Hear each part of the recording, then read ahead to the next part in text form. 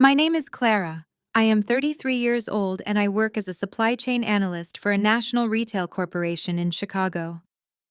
I stood freezing in the snow on Christmas morning as my parents threw my luggage off the porch.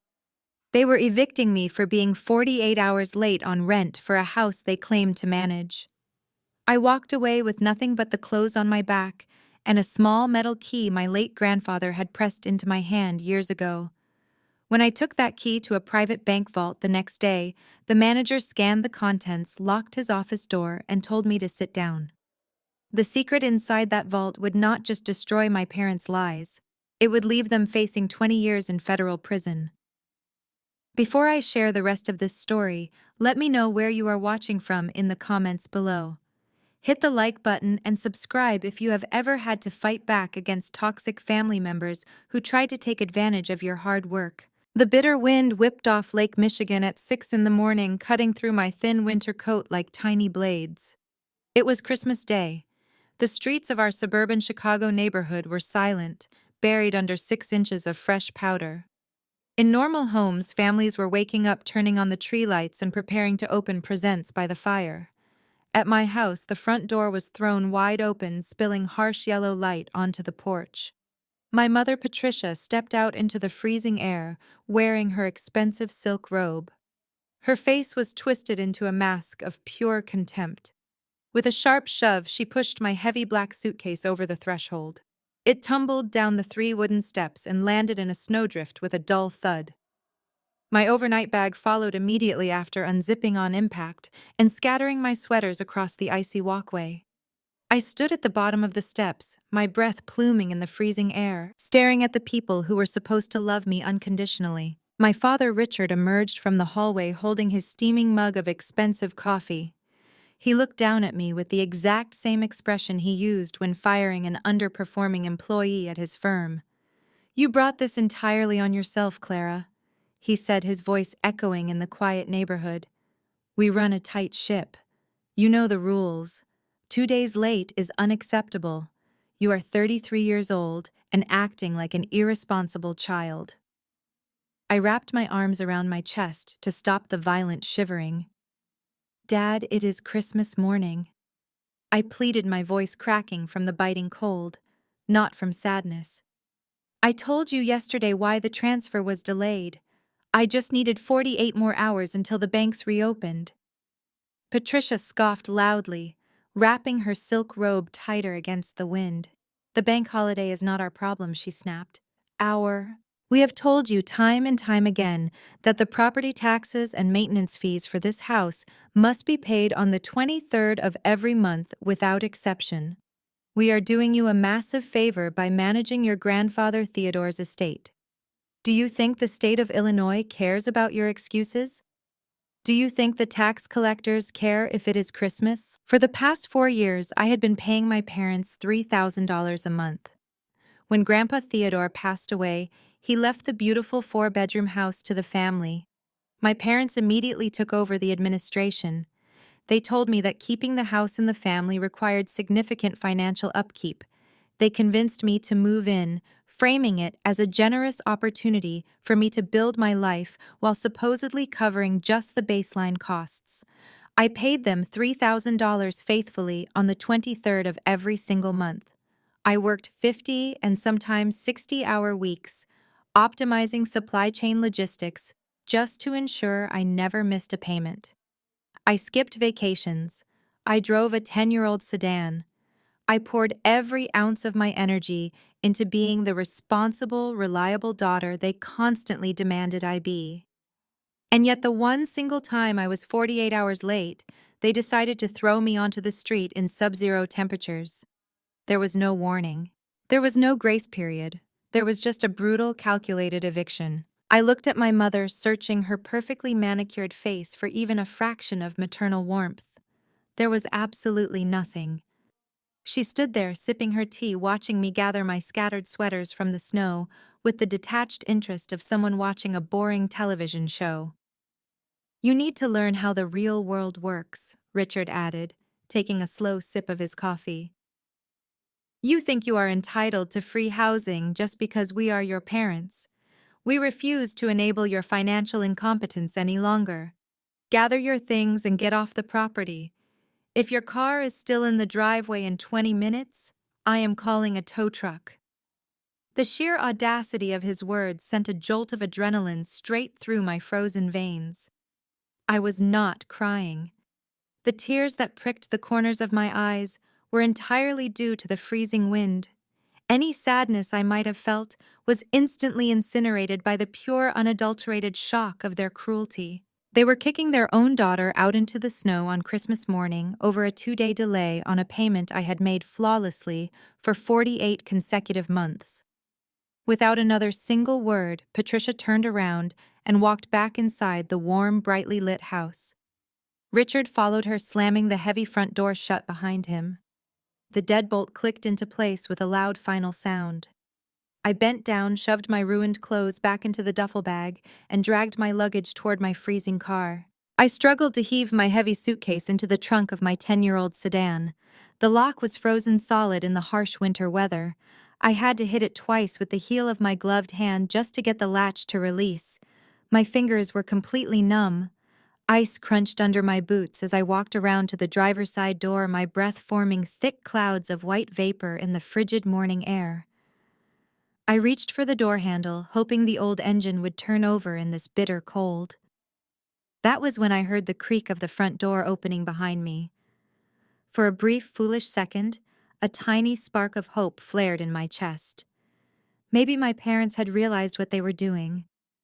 Maybe the reality of throwing their own flesh and blood into a sub-zero blizzard on Christmas morning had finally penetrated their obsession with rules and rent payments. I turned around, my hand still resting on the frozen door handle of my car. It was not my parents.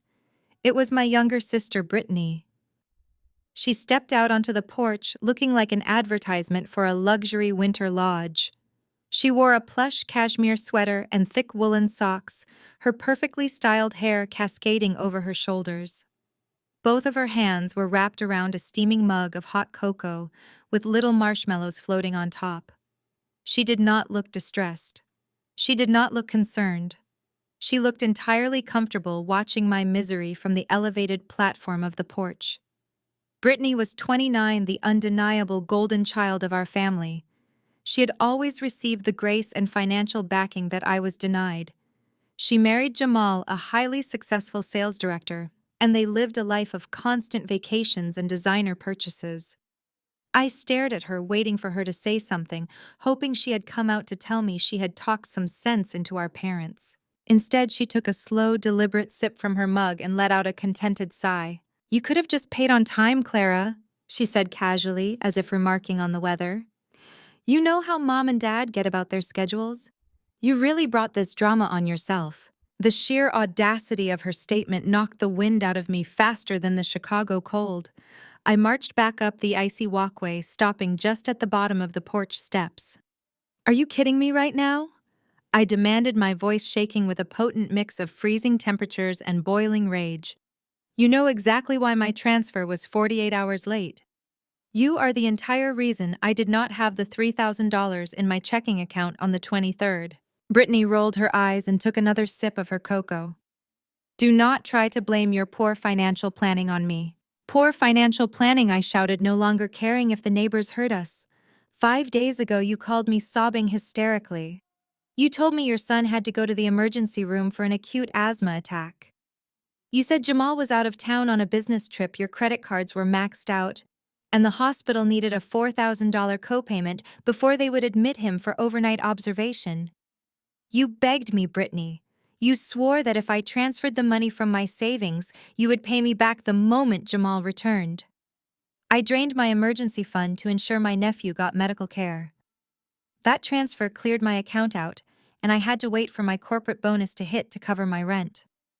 I was late because I saved your son." I expected her to show a shred of guilt.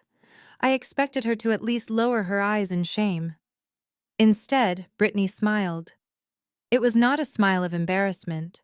It was a cold, calculated smirk that sent a chill down my spine, far worse than the winter wind. "That sounds like a you problem," she said smoothly. "You chose to give me that money. I never forced you to do anything." Jamal is going to be furious when he finds out you lied to him about your finances, I threatened, stepping closer. You told him your trust fund covered all those designer bags you buy. He has no idea you are begging your sister for emergency cash. Brittany let out a sharp, mocking laugh. Go ahead and tell him. He will never believe a jealous, evicted spinster over his own wife. Besides, I already told him you were struggling with money and begging us for handouts. That is why Dad had to evict you. You are a financial liability. I stood there utterly paralyzed by the depth of her deception. She had not just used me as a free bank. She had actively poisoned my name to her husband and stood by while our parents threw me onto the street. Business is business, Clara, she said, taking one final sip of her cocoa. Mom and Dad need to eat, and they need reliable tenants. You cannot afford to live here anymore. Good luck starting over. Without another word, she turned around, walked back into the warmth of the house, and shut the door. I was entirely alone. The reality of my situation crashed down on me heavy and suffocating. I had no home. I had no money left in my savings. I had been systematically drained, discarded, and replaced by a narrative of my own supposed failure. I walked back to my car, the cold finally seeping through the thick layers of my coat, chilling me to the bone. I opened the driver's side door and slid into the freezing driver's seat. My hands were shaking so badly I could barely get the key into the ignition. The engine sputtered, coughed, and finally roared to life, blasting freezing air through the vents. I sat there waiting for the heat to kick in, staring blindly at the grand house that my grandfather had built. As I reached into my deep coat pocket to grab my driving gloves, my numb fingers brushed against something hard and metallic. I pulled it out and held it up to the dim light of the dashboard. It was a small, heavy safe deposit box key. Grandpa Theodore had pressed this exact key into my palm 5 years ago, just days before he passed away. He was in his hospital bed, his breathing shallow, but his eyes sharp and lucid.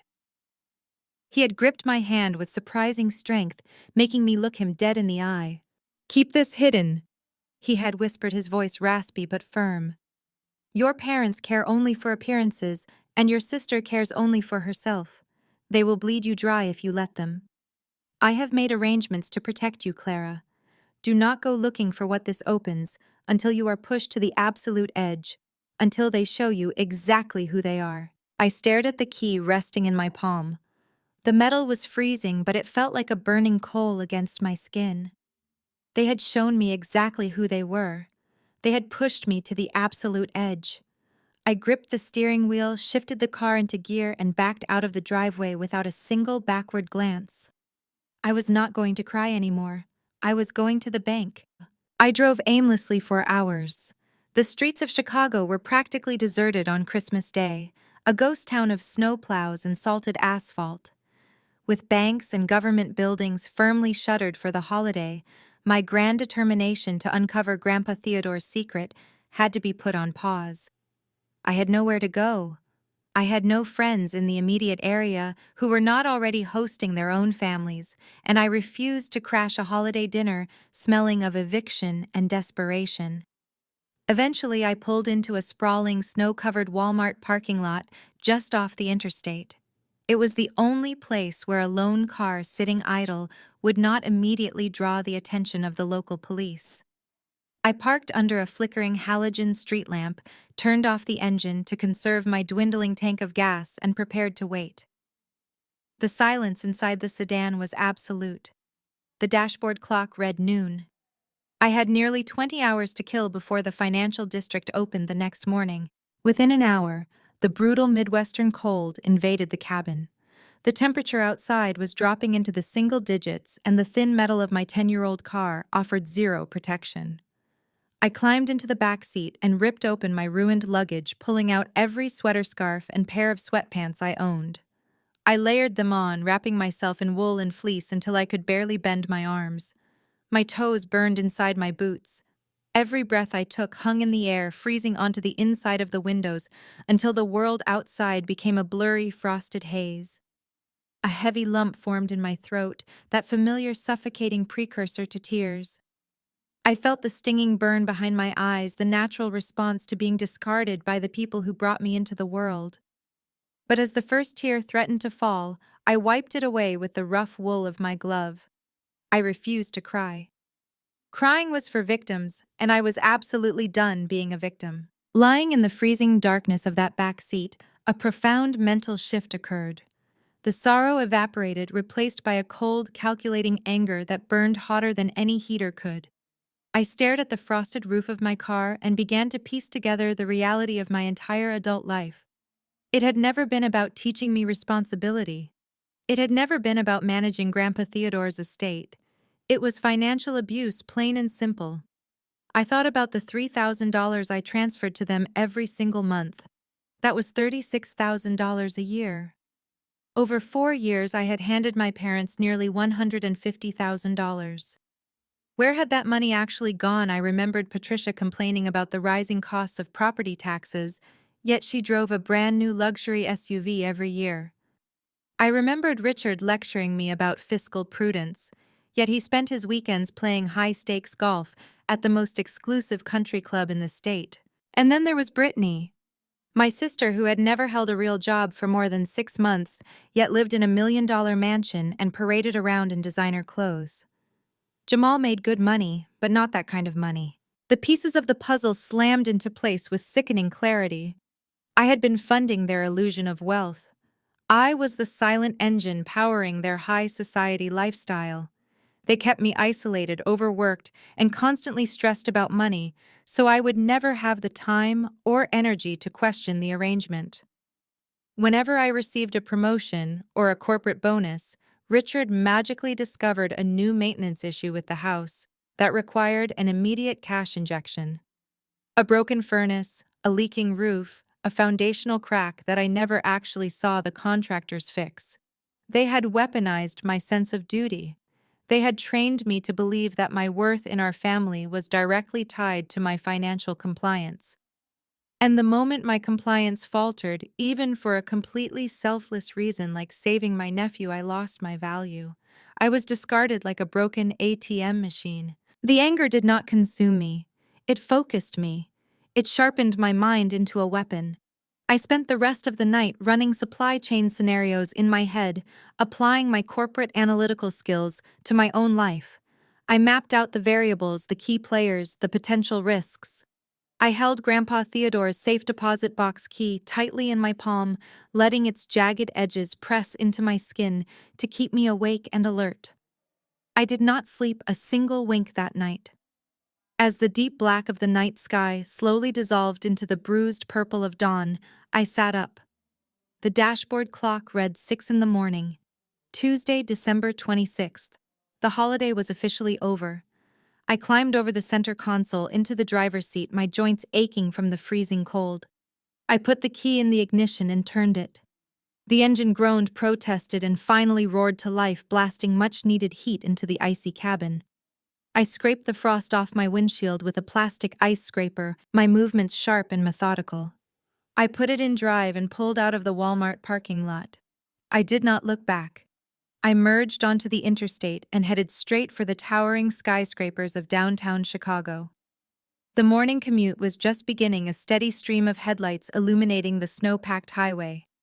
I navigated the familiar routes with a dangerous sense of calm. I parked in the underground garage of the private banking sector, turned off the engine, and took one last deep breath. It was time to find out what my grandfather had left me. I grabbed my purse, locked the doors tightly behind me, and walked steadily toward the heavy glass doors of the bank lobby, completely ready to face whatever truth awaited me inside. The heavy glass doors of the bank lobby parted silently as I stepped into the private wealth management sector. The contrast between the freezing street and the mahogany-lined interior was jarring. A concierge approached me immediately, her eyes scanning my wrinkled coat and exhausted face. But her professional smile never wavered. I told her I needed to access a safe deposit box and requested to speak with the branch manager. She led me to a plush waiting area. I sat with my stomach tied in very tight, painful knots. 10 minutes later, a tall man with silvering hair walked toward me. He introduced himself as Manager Harrison. His demeanor was polite, polished, and entirely routine. He guided me into his corner office, gesturing for me to take a seat across from his oak desk. He asked for my identification and the key. I handed him my driver license and the cold, jagged metal key Grandpa Theodore had given me. Harrison took the key, adjusting his glasses to examine the serial number stamped onto its base. He typed the string of digits into his computer terminal. I watched his face closely. At first, his expression was neutral, the look of a man performing a task he had done 1,000 times before. Then his fingers froze on the keyboard. He leaned closer to the monitor, his brow furrowing. He typed another sequence of numbers, hitting the enter key with a sharp click. The silence in the office thickened. Harrison stared at the screen for a long moment. When he finally looked up at me, the polite customer service smile had completely vanished. His face was pale. The professional warmth was gone, replaced by a deadly serious intensity that made my heart hammer. Harrison did not say a word. He stood up from his desk, walked past my chair, and went straight to his office door. He turned the deadbolt, sealing us inside.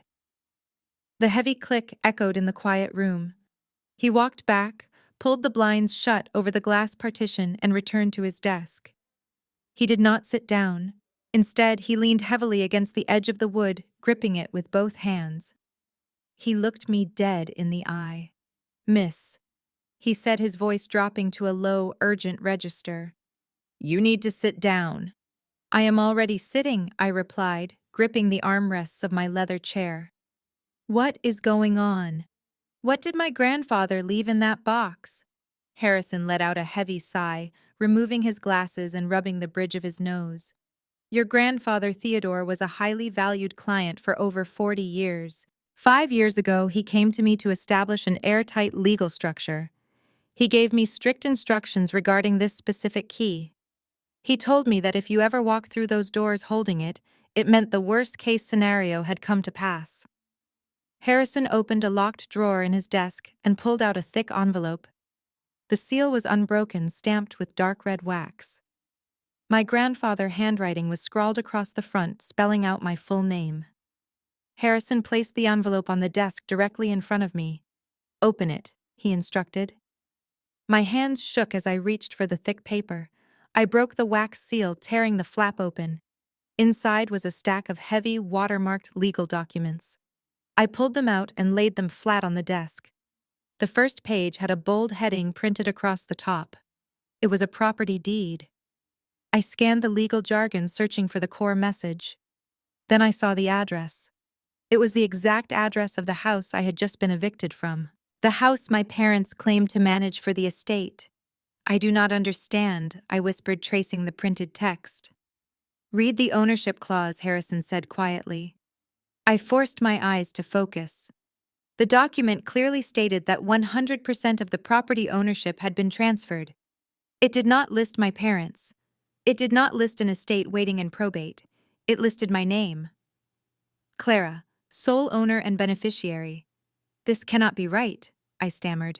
"My parents told me the house belonged to the estate. They told me they were managing it. I have been paying them $3,000 a month in rent to cover property taxes and maintenance. They just evicted me yesterday for being 2 days late." Harrison's expression darkened, his jaw tightening with clear disgust. "They lied to you, Clara. Your grandfather knew they would try to control his assets, and he knew they would use you to do it.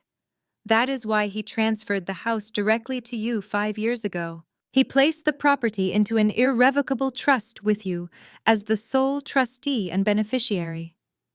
I shook my head, my mind struggling to process the sheer magnitude of the deception. "It means your parents have absolutely zero legal claim to that house," Harrison explained, his voice razor sharp.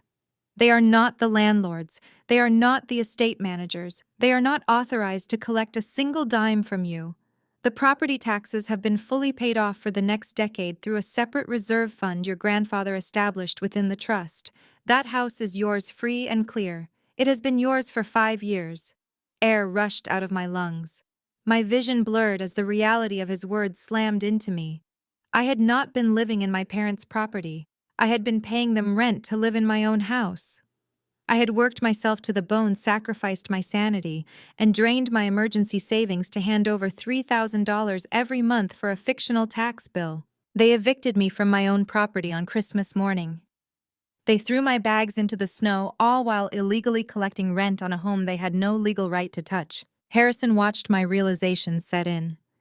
He did not offer empty platitudes or generic apologies. He simply reached across the polished oak desk and tapped his index finger against a second, much thicker document resting at the bottom of the envelope. "There is more," he said, his voice completely devoid of emotion. "Your grandfather was a brilliant businessman, Clara. He anticipated that Richard and Patricia would attempt some form of financial manipulation. To safeguard your future, he mandated that the trust retain an independent firm to conduct a continuous forensic accounting of any assets tied to the family name.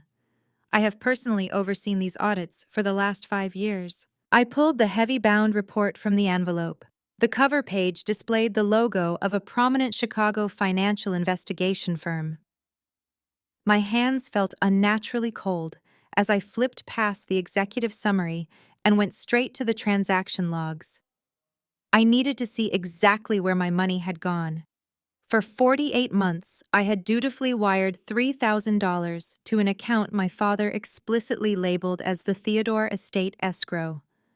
I found the ledger tracking those specific inbound transfers. The columns were meticulously detailed. I scanned the outgoing disbursement column, expecting to find records of local property taxes or insurance premiums. Instead, I found a clean, unbroken line of automatic outbound transfers. Within 24 hours of my rent hitting the supposed estate account, the exact same amount was immediately wired out to a private limited liability company. I looked up at Harrison. "What is this LLC?" I asked, pointing to the alphanumeric string on the page. "Turn to page 42, Harrison replied. I flipped through the dense financial jargon until I reached the indicated page. It contained the corporate registration documents for the shell company.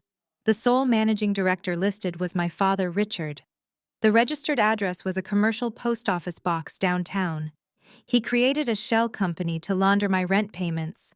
I stated the words, tasting like ash in my mouth. Why go through all this trouble just to steal my money? Harrison leaned back in his leather chair. "Keep reading, Clara. Look at the operational expenses of that shell company." I traced my finger down the ledger on the next page. The LLC had exactly one recurring monthly expense. Every single month, a payment of $2,950 was wired directly to a major national mortgage lender. There were no other transactions. The shell company was nothing more than a funnel. It took my hard-earned money, skimmed $50 for account maintenance fees, and fired the rest straight into a mortgage payment. "Whose mortgage is this?" I demanded, my heart hammering against my ribs. I flipped to the appendix containing the property records. The address listed on the mortgage deed was not in Chicago. It was located in an ultra-exclusive gated community in the northern suburbs. I stared at the street name and house number. My vision tunneled. The air in the office suddenly felt too thin to breathe. It was Brittany and Jamal's new $1 million mansion, the grand, sprawling estate they had purchased 3 years ago with a massive catered housewarming party. I remembered standing in their marble foyer holding a cheap bottle of wine I had barely been able to afford, listening to my parents loudly praise Jamal for being such an excellent provider. I remembered Brittany swirling her champagne glass, boasting about how she and Jamal had secured their dream home through smart investments and strict budgeting. The sheer, unadulterated evil of their scheme hit me with the force of a freight train. I had not just been paying rent for a house I already owned. I had been paying the mortgage on my sister's luxury mansion. Every time I worked a weekend shift, every time I skipped a meal to save cash, every time I panicked over my shrinking bank account, I was actively funding the golden child, perfect suburban lifestyle. The sickening truth locked into place. Yesterday morning, when Brittany stood on my porch sipping her hot cocoa and mocking me for my poor financial planning, she was looking at the woman who literally paid for the roof over her head. She had watched our parents evict me into a blizzard for failing to subsidize her fraudulent existence. And Jamal. Jamal was a fiercely proud, self-made sales director who constantly preached about financial independence. He believed he was paying that mortgage. He believed his wife was managing their household budget with funds from a legitimate family trust. He had no idea his pristine suburban life was built on a foundation of felony fraud and the extortion of his sister-in-law. My parents had orchestrated a flawless parasitic ecosystem. They legally could not touch my house, so they weaponized my sense of duty to drain my income instead. They had absolutely zero legal right to my property, but they convinced me I was a tenant in my own home. They used my fear of eviction to guarantee a steady stream of income for their favorite daughter. They stole my money, funded her vanity, and then threw me away the very second I prioritized saving my nephew's life over lining their pockets. "You own the house," Clara Harrison said, breaking the heavy silence in the office. "You have the deed. Your parents are essentially trespassers who committed federal wire fraud. We can freeze the trust completely, but before you leave this bank, you need to check your other financial vulnerabilities. If they are willing to orchestrate a mortgage laundering scheme to fund your sister, they will not stop there. They have your social security number. They have access to your credit history. You need to verify every single account attached to your name right now." I closed the forensic accounting report and placed my hand flat against the leather cover. The sadness was entirely gone. The victim died. I stared at the closed report on the oak desk. The sadness was entirely gone. The victim died right there in that leather chair. I thanked Harrison for his discretion, gathered the heavy documents, and placed them carefully back into the thick envelope. My grandfather had given me the truth, and now it was my responsibility to weaponize it. But before I could launch any kind of counterattack, I needed a secure place to strategize. I had spent the night freezing in a Walmart parking lot. My bones ached, my clothes were wrinkled, and my mind was running on pure adrenaline. I needed a hot shower and a quiet hotel room. I walked out of the bank and stepped back into the freezing Chicago wind. The city bustled around me, oblivious to the absolute destruction of my family dynamic. I climbed into my cold sedan and drove a few blocks away to a modest business hotel.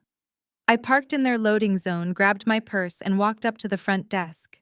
A young receptionist smiled warmly and asked for my identification and a credit card to secure the reservation. I pulled out my primary travel card and slid it across the marble counter. I mentally calculated my remaining bonus from work, knowing I had more than enough to cover a few nights. The receptionist inserted the chip into the terminal. She waited for a moment, then frowned slightly. She pulled the card out, wiped the chip on her sleeve, and inserted it again. "I am sorry, miss," she said, her voice dropping to a polite whisper. "It seems your card is being declined." I shook my head, assuming it was a simple fraud alert triggered by the uncharacteristic hotel booking on the day after Christmas. "That is strange," I replied. "Let me try a different one." I reached into my wallet and retrieved my secondary credit card. This was the emergency line of credit I had shared with my parents since my college days. They had insisted on keeping their names on the account for emergencies, though I had never used it for anything other than basic living expenses during my early 20s. I handed it to the receptionist. She processed the second card. The terminal beeped loudly. "I am incredibly sorry," she said, looking genuinely uncomfortable now. "This one is declining as well. The system is showing that the credit limit has been vastly exceeded." My blood ran cold. Exceeded? That was impossible. The limit on that emergency card was $20,000, and the balance had been sitting at zero for over 5 years. I snatched the card back from the counter, apologized to the confused receptionist, and practically ran back to my car. I locked the doors, turned on the engine for heat, and immediately dialed the customer service number on the back of the card. The automated system prompted me to enter my social security number. When the robotic voice read out my current balance, I thought I was having a stress-induced hallucination. "Your current balance is $15,420. Your available credit is zero.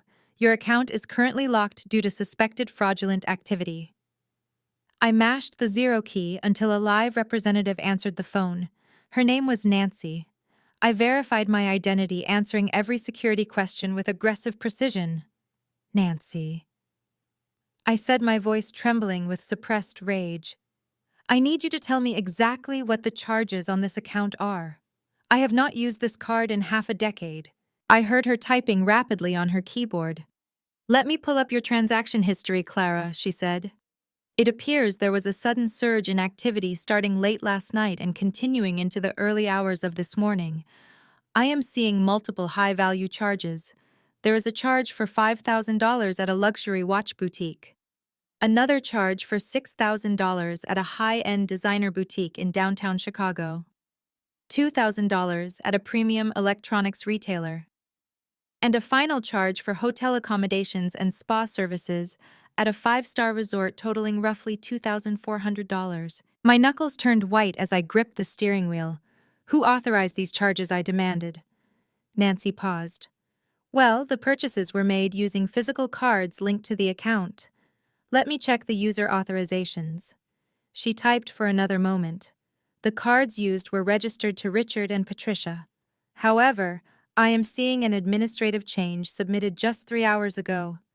The authorized users Richard and Patricia initiated a formal release of liability through our automated system. They utilized a digital loophole to remove their names as co-signers on this specific credit line. Because you are listed as the primary account holder, the entire balance has defaulted entirely to you. I sat in the driver's seat staring blankly at the frosted windshield. The sheer terrifying magnitude of their malice washed over me. They did not just evict me. They did not just steal my rent money to pay for the luxury mansion of my sister. They were actively executing a scorched earth campaign against my financial identity. They knew that kicking me out into the snow would force me to look for a new apartment. They knew that any prospective landlord would run a background check and pull my credit score.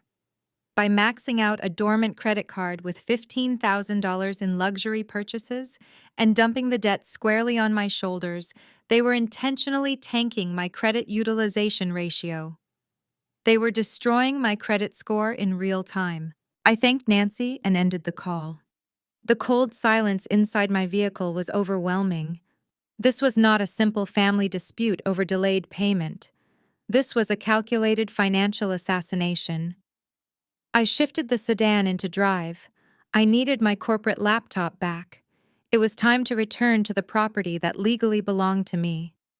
I drove. I navigated the icy streets back to the suburbs. The drive took 45 minutes. I pulled into the driveway of the house I had believed belonged to my grandfather's estate. The snow was still piled high on the front lawn, but their luxury vehicles were parked snugly inside. I killed the engine, grabbed my purse containing the envelope from Manager Harrison, and marched up the walkway. I did not bother ringing the doorbell. My key still worked. I pushed the heavy oak door open and stepped into the warm foyer. The sheer normalcy of the house felt grotesque.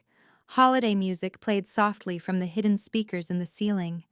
The Christmas tree glittered in the living room, surrounded by discarded wrapping paper from yesterday morning. It was a picture-perfect scene of domestic bliss, carefully curated by the very people who had just saddled me with $15,000 of fraudulent debt. I ignored the festive decor and headed straight for the kitchen. I needed my corporate laptop. It held crucial supply chain data and forecasting models I needed for an emergency meeting next week. Leaving it in their possession was a massive security risk. I rounded the corner and stopped. My mother Patricia was sitting at the sprawling marble island. She wore a pristine cashmere sweater, her makeup flawlessly applied.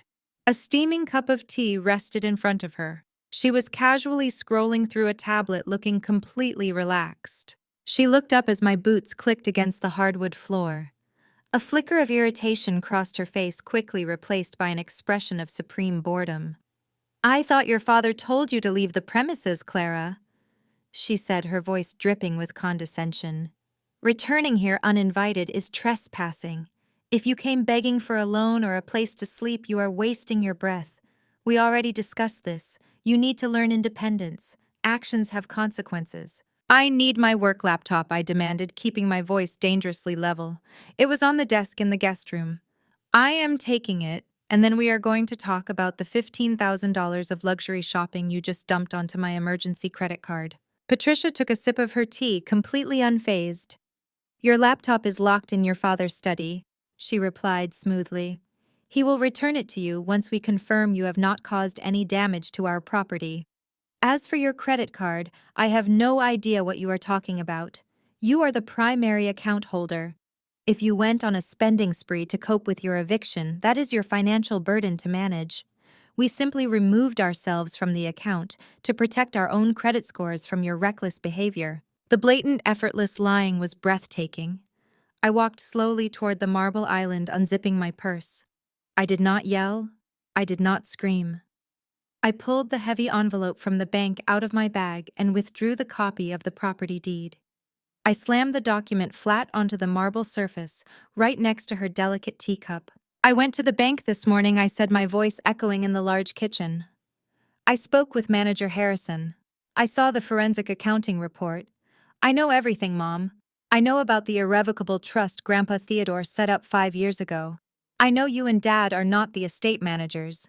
I know this house belongs entirely to me, free and clear, with the property taxes prepaid for the next decade. Patricia glanced down at the deed, her eyes scanning the bold print. She did not even flinch. I leaned forward, placing both hands on the cool marble, invading her personal space. I know my $3,000 in rent was never used for this property. I continued enunciating every single syllable. I know Dad set up a shell company to funnel my hard-earned money directly to a mortgage lender. I know I have been secretly funding the mortgage on Brittany and Jamal, million-dollar mansion in the suburbs. You stole my money. You defrauded me.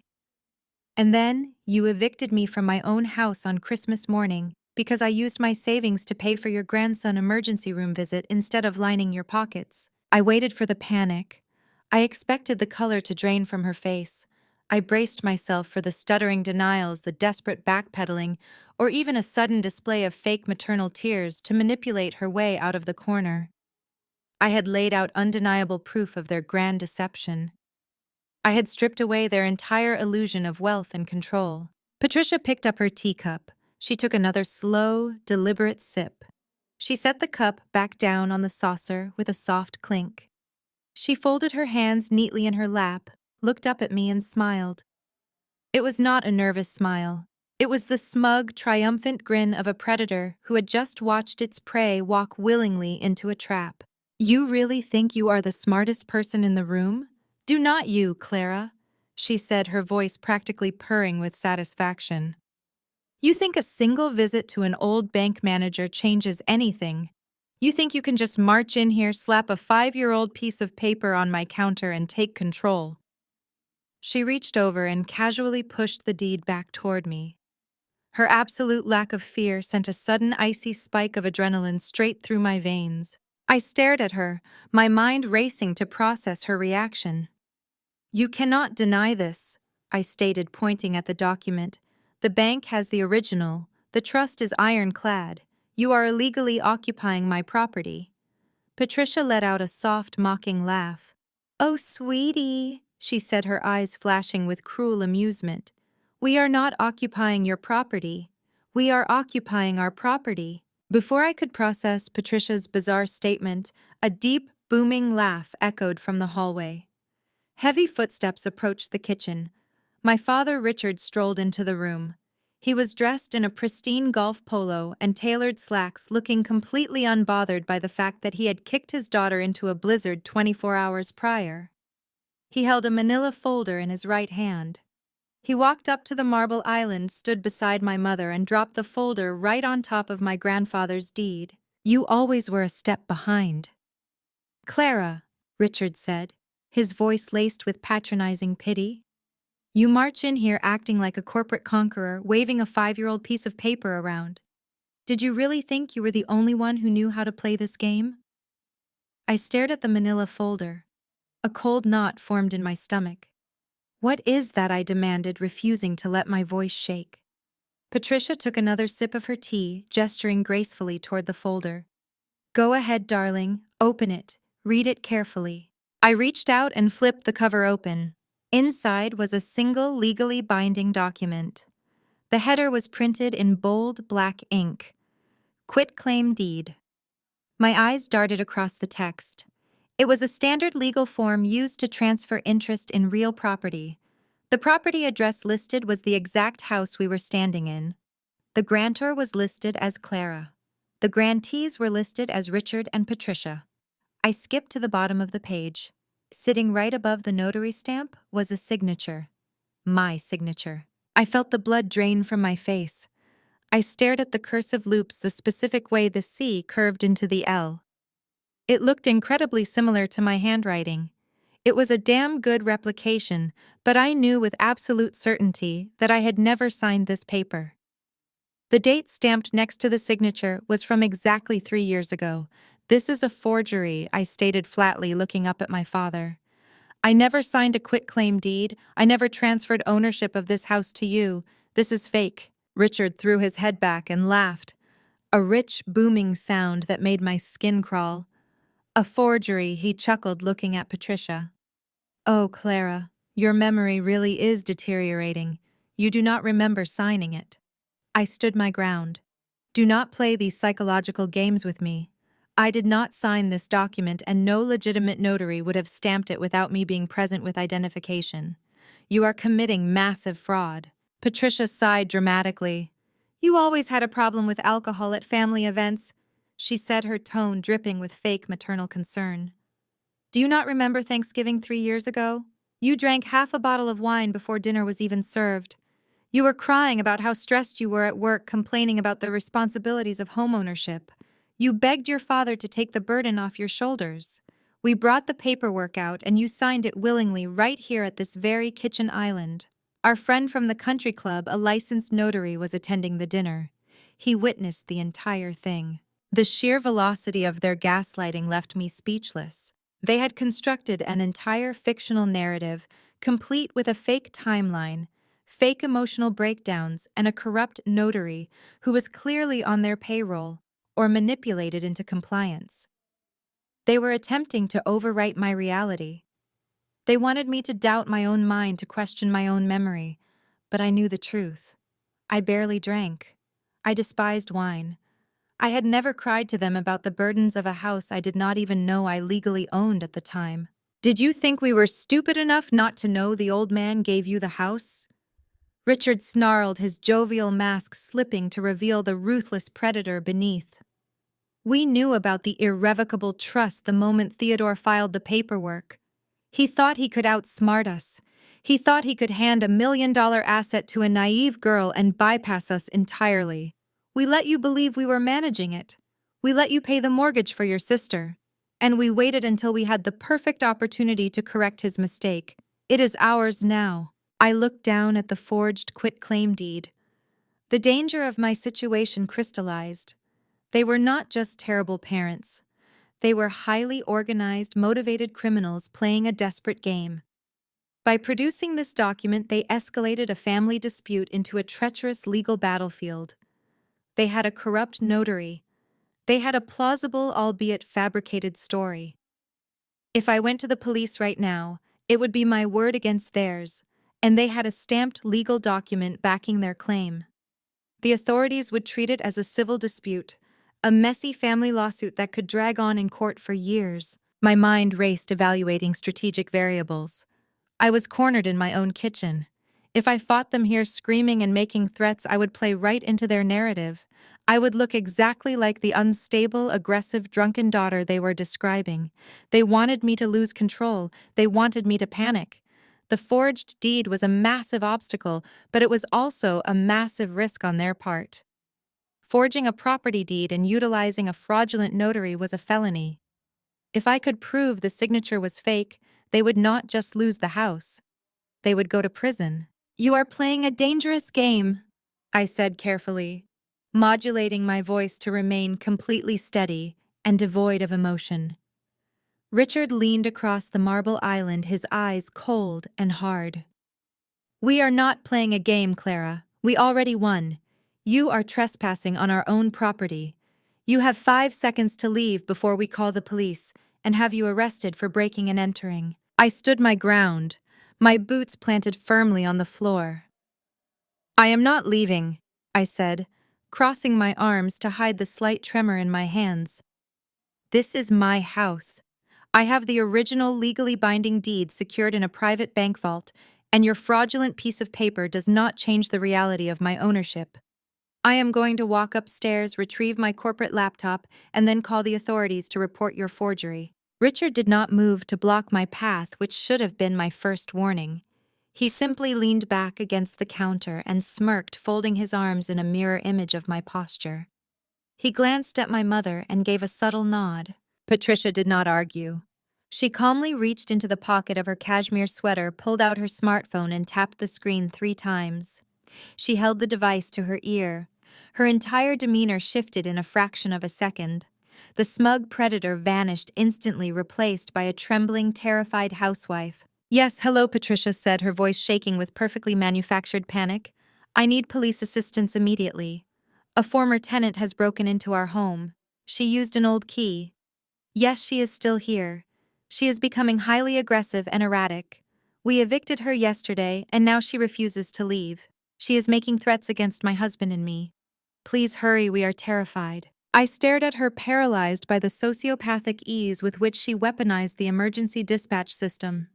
She provided our address, her voice cracking in all the right places, painting a vivid picture of an unhinged intruder terrorizing a helpless older couple. My analytical mind kicked into overdrive, calculating the consequences of her call. I knew exactly how this scenario would play out. The police would walk into this luxurious suburban home. They would see Richard and Patricia, 2 affluent, well-dressed older citizens, claiming they were in danger. Then they would look at me. I was running on 0 sleep, wearing wrinkled clothes from freezing in a Walmart parking lot, vibrating with barely suppressed rage. Worse, my parents had a stamped, notarized quitclaim deed sitting on the kitchen island. The police are not forensic document examiners. They are dispatched to keep the peace and resolve domestic disturbances.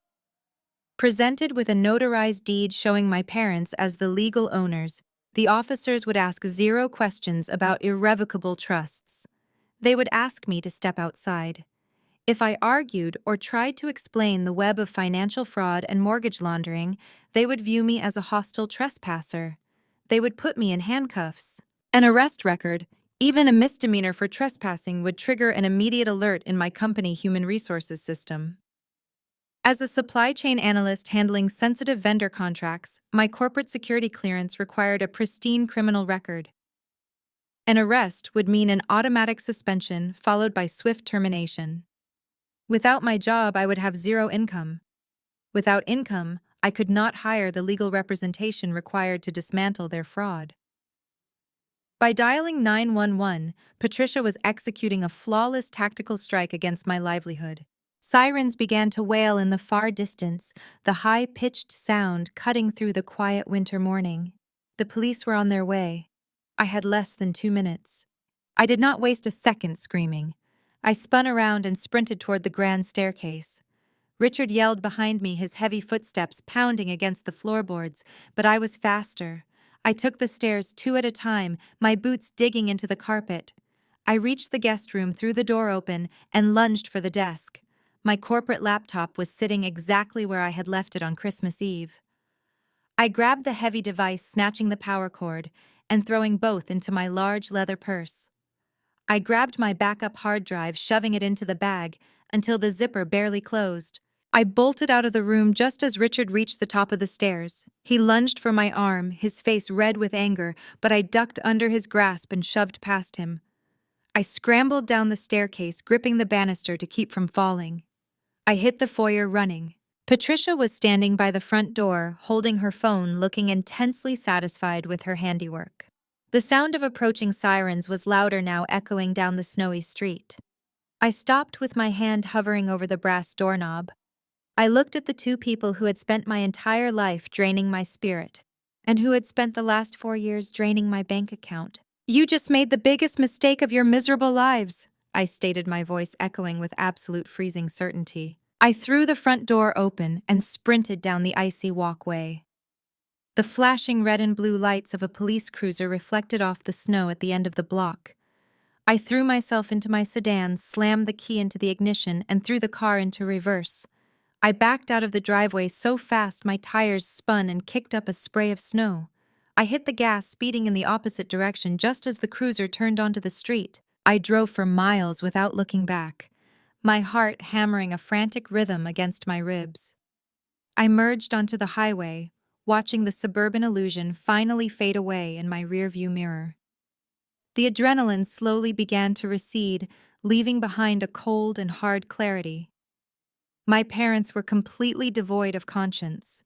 They had the forged paperwork. They had the corrupt notary. They had the police on their side. I could never fight them with logic because sociopaths do not operate within the bounds of logic or morality. I could only fight them with the harsh, unforgiving power of the law. I needed a lawyer who was just as ruthless as they were. I parked my sedan in a coffee shop parking lot, my hand still gripping the steering wheel. I was safe from the immediate threat of arrest, but I was entirely locked out of my own home, and my finances were in ruins. I opened my laptop connected to the public wireless network and logged into my employee retirement portal. I had a small 401k from my first corporate job, completely separate from my current company accounts. It held roughly $40,000. Liquidating it meant eating a massive penalty and paying heavy taxes, but I was out of options. I clicked the button to initiate a hardship withdrawal requesting an expedited wire transfer to my checking account. I needed liquid capital and I needed it immediately. Next, I ran a search for the most ruthless real estate litigation attorneys in Chicago. I did not want a family lawyer or a mediator. I wanted a shark. One name dominated the legal forums and professional reviews: Donovan. He was a former federal prosecutor who specialized in high-stakes property fraud. His retainer was exorbitant, but his reputation for utterly destroying his courtroom opponents was exactly what I required.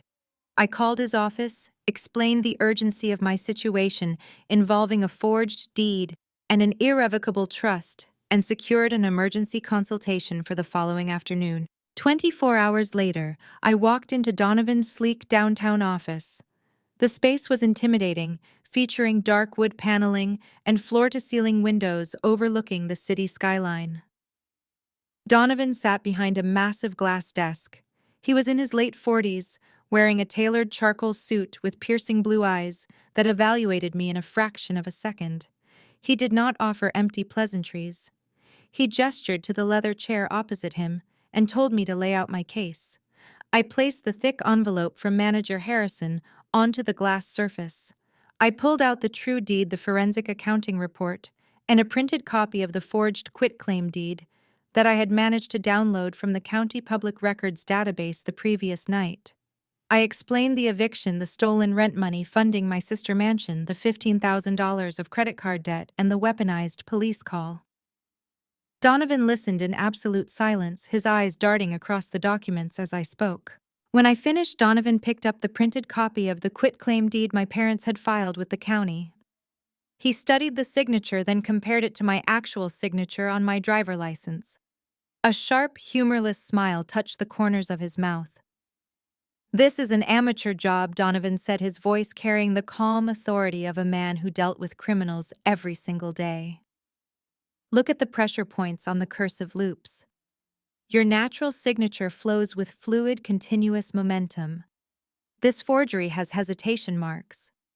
The person who signed this was moving slowly, deliberately, trying to copy the shape of your letters rather than writing them naturally. Furthermore, the notary stamp belongs to a man whose license was flagged last year for suspicious property transfers. Your parents found a corrupt official willing to rubber stamp a fraudulent document. This alone is a felony." I felt a surge of validation. "Then we take this to the police," I urged, leaning forward in my chair. "We show them the trust documents and we press charges for forgery. We get them out of my house today." Donovan shook his head, tossing the fake deed back onto the desk. "No, we do not. If we strike right now, your parents will immediately hire a defense attorney and claim it is a civil family dispute. They will argue that you gave verbal consent or that the trust conditions were misunderstood. They will drag this out in probate and civil court for 3 to 5 years. During that entire time, they will continue living in your house, depleting its value while you drown in legal fees fighting a prolonged battle.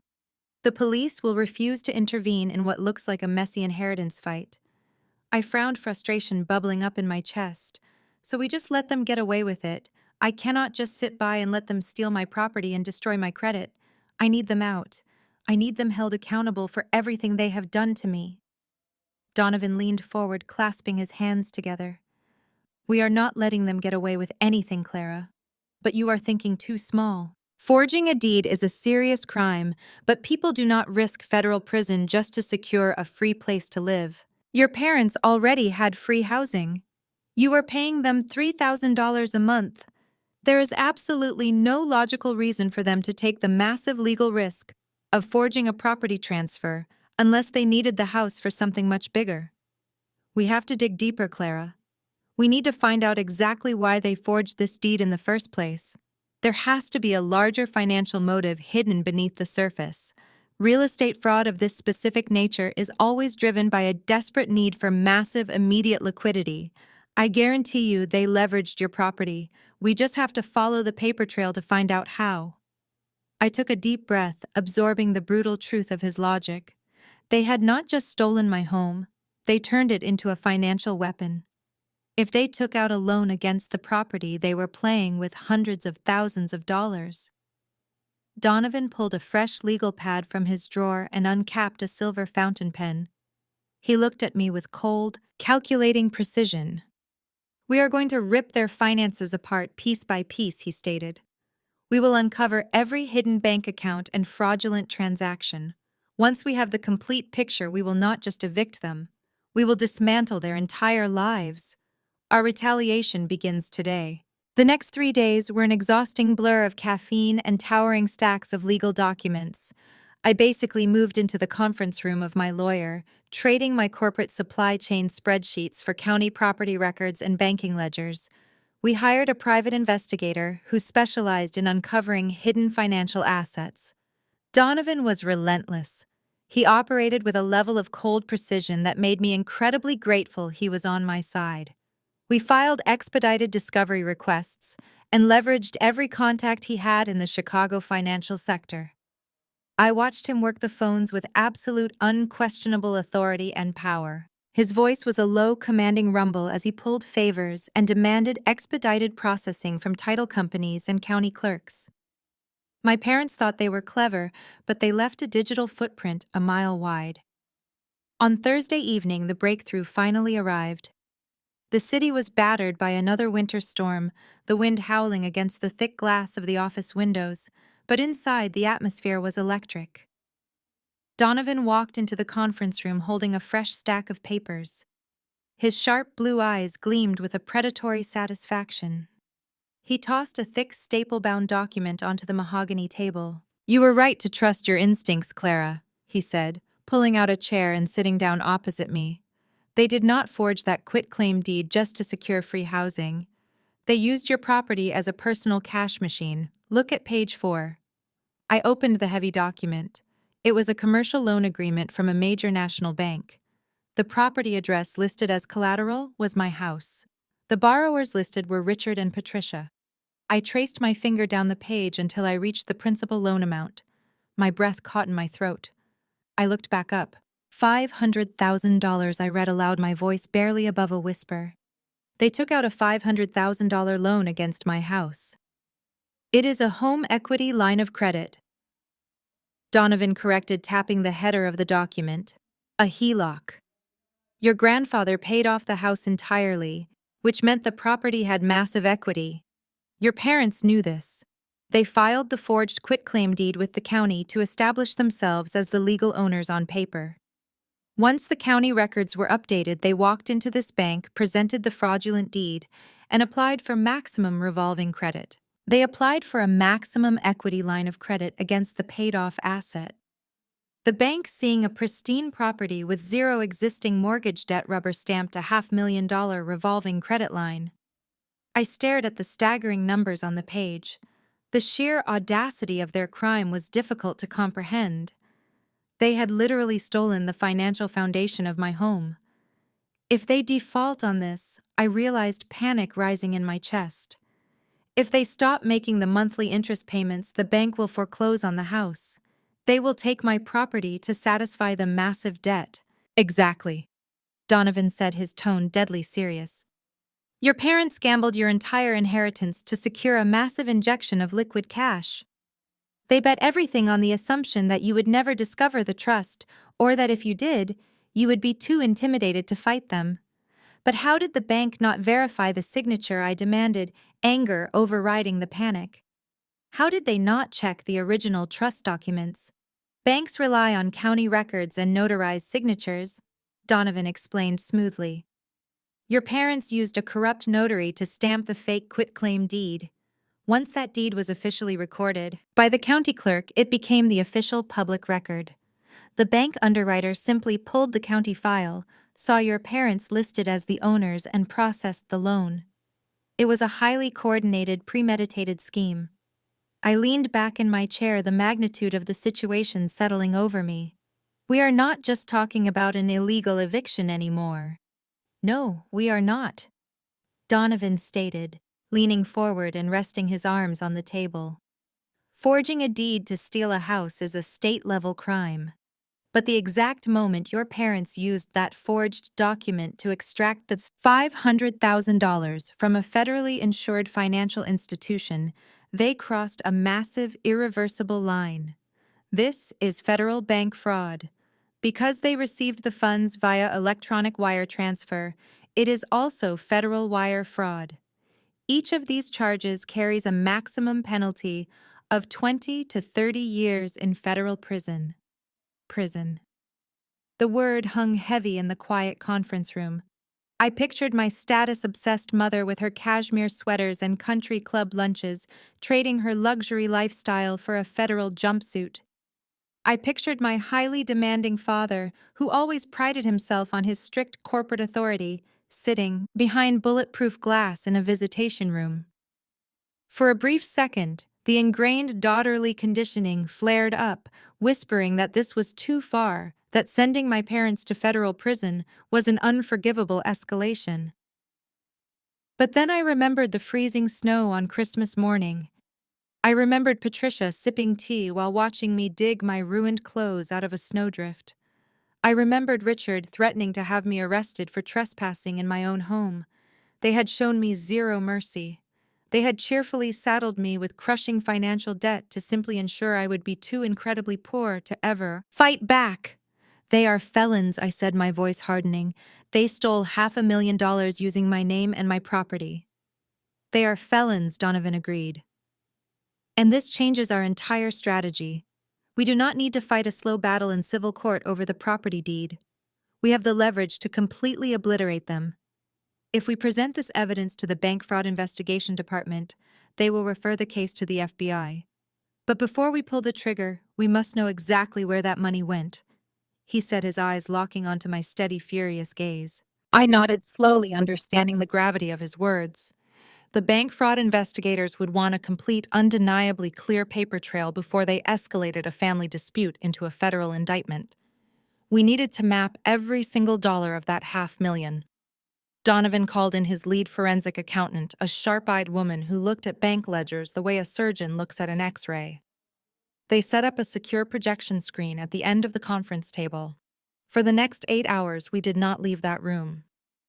We ordered black coffee and stale sandwiches, our eyes burning from staring at the glowing spreadsheets. The initial extraction of the funds was shockingly straightforward. Richard and Patricia had authorized a direct wire transfer of $500,000 from the newly opened home equity line of credit into their primary joint checking account. They did not even try to hide the initial deposit.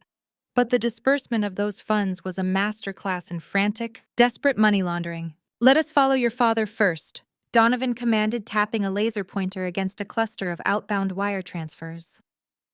Richard had moved exactly $200,000 within 48 hours of receiving the bank loan. He did not move it into a savings account or a legitimate investment portfolio. Instead, the money was broken down into a dozen smaller transactions deliberately structured to stay just under the federal reporting thresholds.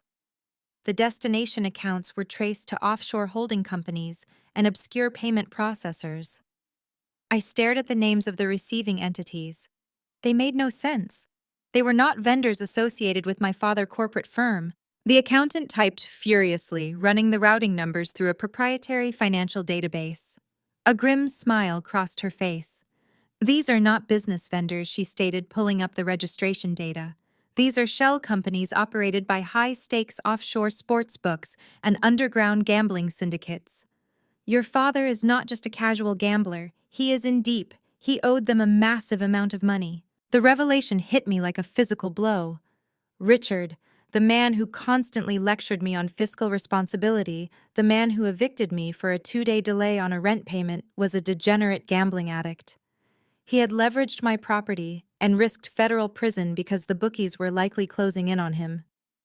His entire persona of strict corporate authority was a pathetic, crumbling facade built over a black hole of debt. He did not evict me to teach me a lesson.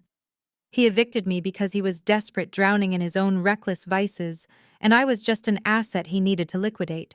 "That accounts for $200,000, Donovan said, his voice cutting through my shock.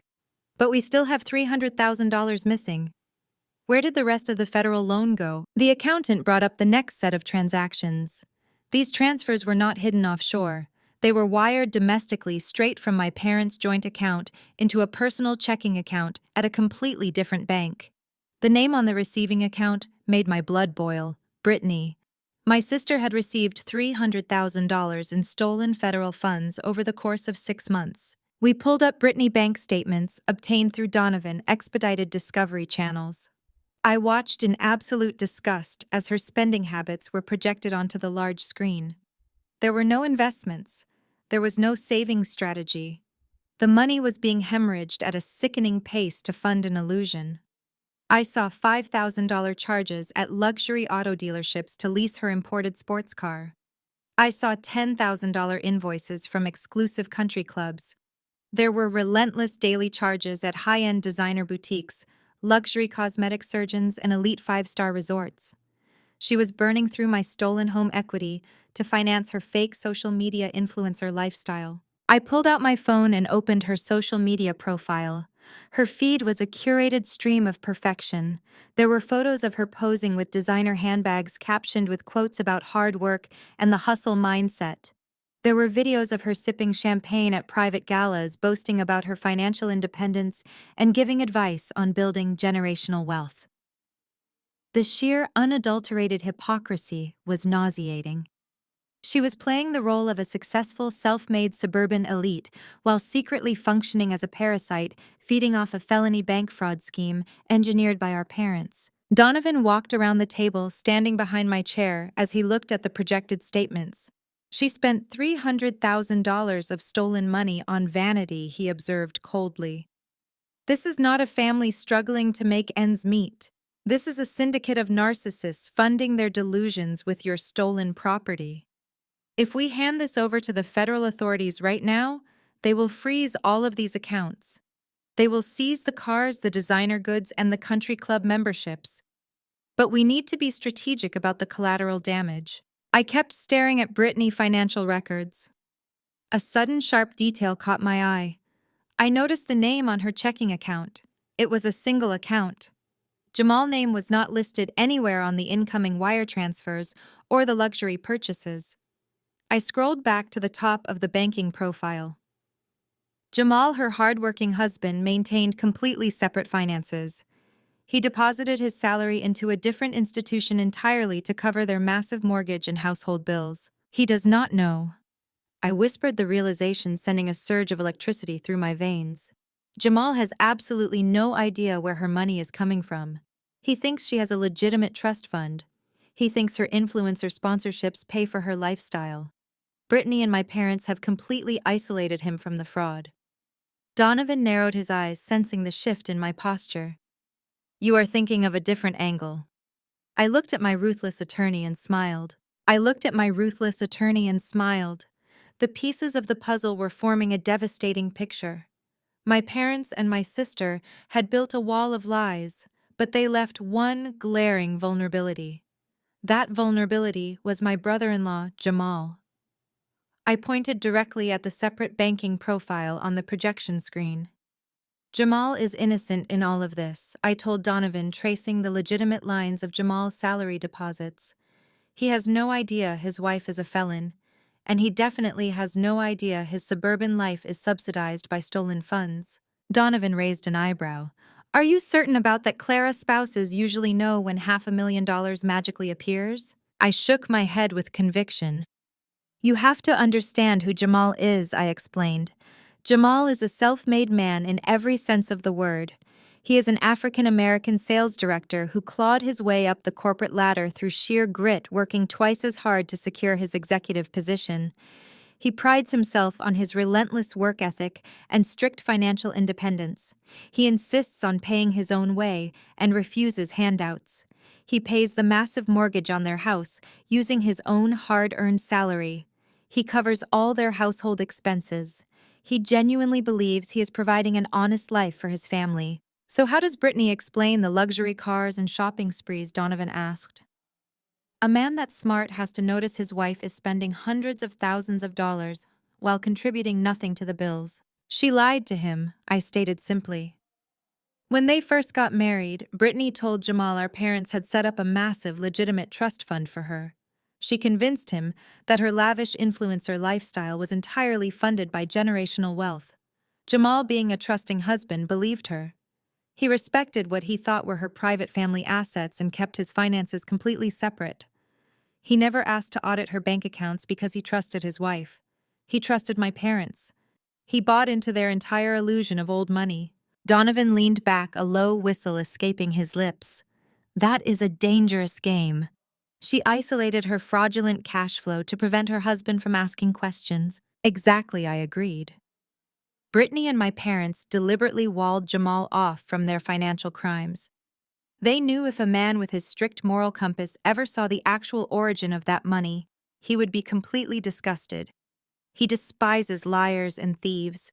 If he knew his wife was funneling stolen home equity through a shell company created by his father-in-law, he would walk out the door immediately. I stared at the spreadsheets on the screen, clarity washing over me. For a brief moment, I considered handing the entire forensic report over to federal authorities and letting the chips fall where they may. The FBI would raid their home, freeze their assets, and drag everyone into a massive federal indictment. But if I did that, Jamal would be caught in the crossfire. His accounts would be frozen. His reputation in the corporate sales world would be tarnished. He would be blindsided, humiliated, and financially ruined by a crime he had zero part in committing. I refused to let an innocent man become collateral damage. Allowing authorities to handle the situation quietly would deprive me of the personal justice I required. My parents and sister had humiliated me. They evicted me on Christmas morning, dumped fraudulent debt onto my credit profile, and weaponized the police against me to protect their stolen luxury. Sending them to prison was the ultimate goal, but I wanted them to experience the exact same public destruction they had inflicted upon me. Jamal deserves the truth, I declared, locking eyes with Donovan. He deserves to know his marriage is built on a foundation of felony wire fraud, and we are going to be the ones to give him that truth. Donovan steepled his fingers, a shark-like grin spreading across his face. You want to use the husband as the detonator. You want him to tear the family apart from the inside before the federal agents even knock on their door. He is the catalyst, I confirmed, my voice ringing with icy determination. Brittany cares about her social status and her pristine image more than anything else in the world. Jamal is her trophy husband. He validates her existence. If we present this forensic accounting report directly to him, the illusion shatters. He will not just leave her. He will completely reject her and everything she stands for. He will become our greatest ally in dismantling their lives. We separate the innocent from the guilty, and we let Brittany watch her entire world burn to the ground because of her own lies. It is a brilliant tactical maneuver, Donovan agreed, making a sharp note on his legal pad. We isolate the targets. We remove their only remaining pillar of legitimate financial stability. But we cannot mail him these documents. If Brittany intercepts the package, she will spin another web of lies to gaslight him. We need a guaranteed delivery method. We need an environment where she cannot hide, where she cannot run, and where she is forced to answer for her crimes in real time. I need to confront him in person, I said, organizing the logistics of the ambush. I need to look him in the eye and hand him the undeniable proof of his wife's deception. I need to do it when she is surrounded by the very people she has been trying to impress. We need a stage, Donovan concluded, closing the forensic ledger with a snap. We need to find the perfect moment to execute this operation. I smiled coldly. The final critical piece of the strategy was sliding seamlessly into place. I knew exactly when and where the execution would happen. I knew exactly how to make their sudden downfall absolutely spectacular and complete. I smiled coldly at Donovan as the final piece of our strategy clicked into place. I knew exactly when and where we would execute our strike. Brittany and Jamal were hosting an enormous, ultra-exclusive New Year Eve party at their suburban mansion. It was not just a casual get-together. It was a massive networking event masked as a holiday celebration. Jamal was inviting all of his top-tier corporate partners, regional sales directors, and high-net-worth clients. My parents were using the event to showcase their fake wealth to their country club associates. Brittany had been boasting about this party on her social media for months, hyping it up as the social event of the season. She had hired a private catering company, a professional bartender, and a string quartet. The entire house would be packed with the exact people they spent their lives trying to impress. It was the absolute perfect stage to burn their illusions to the ground.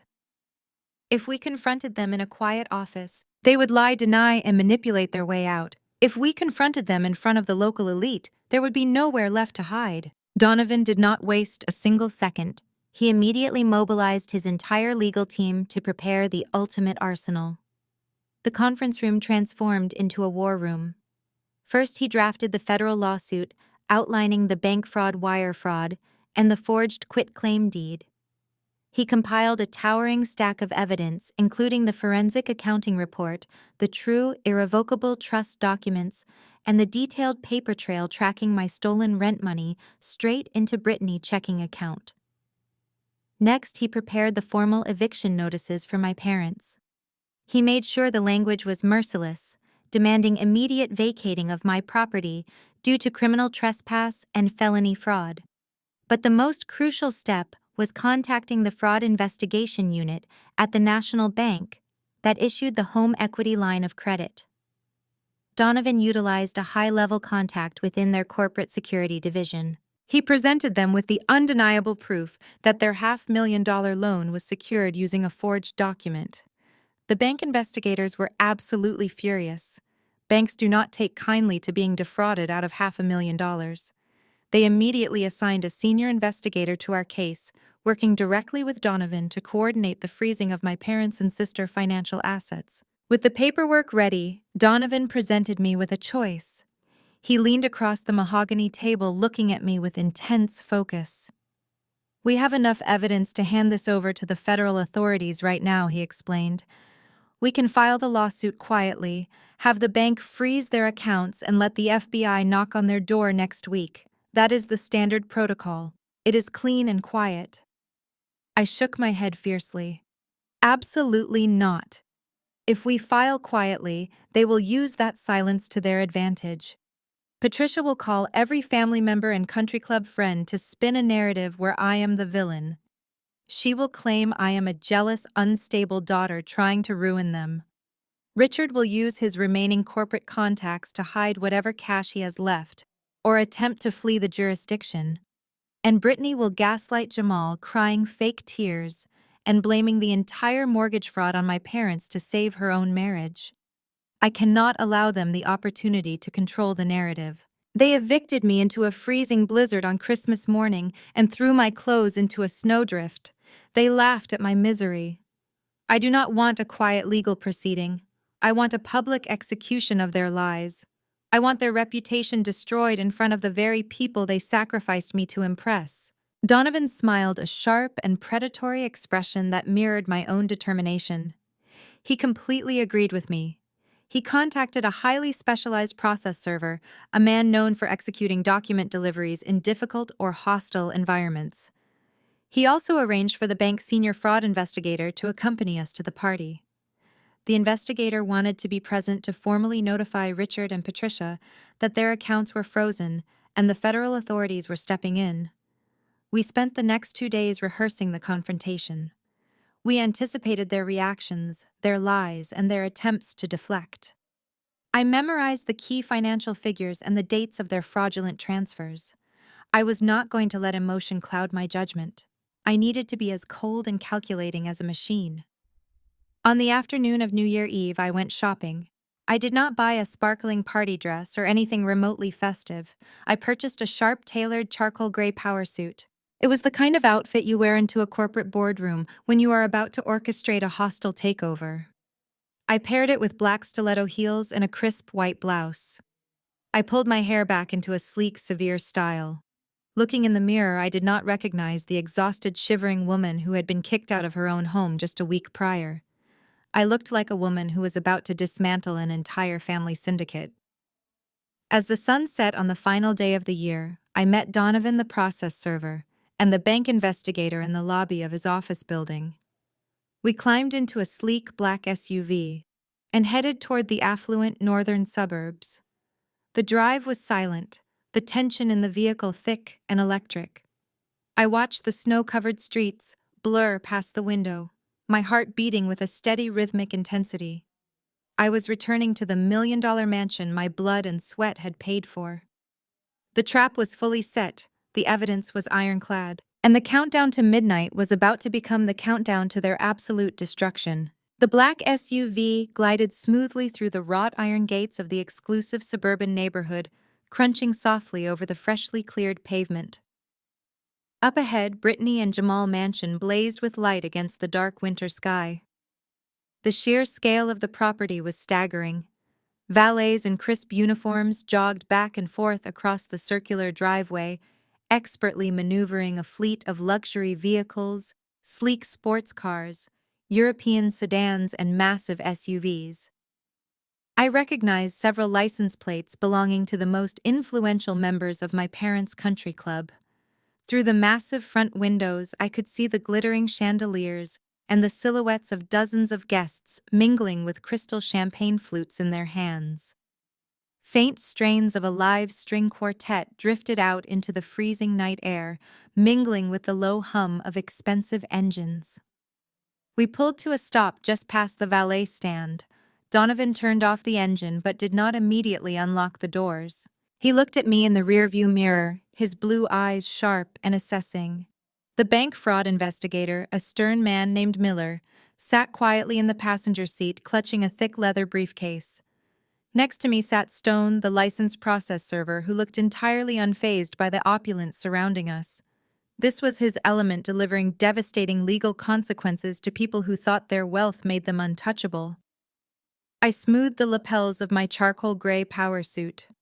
My heart pounded a relentless rhythm against my ribs, but my hands were completely steady.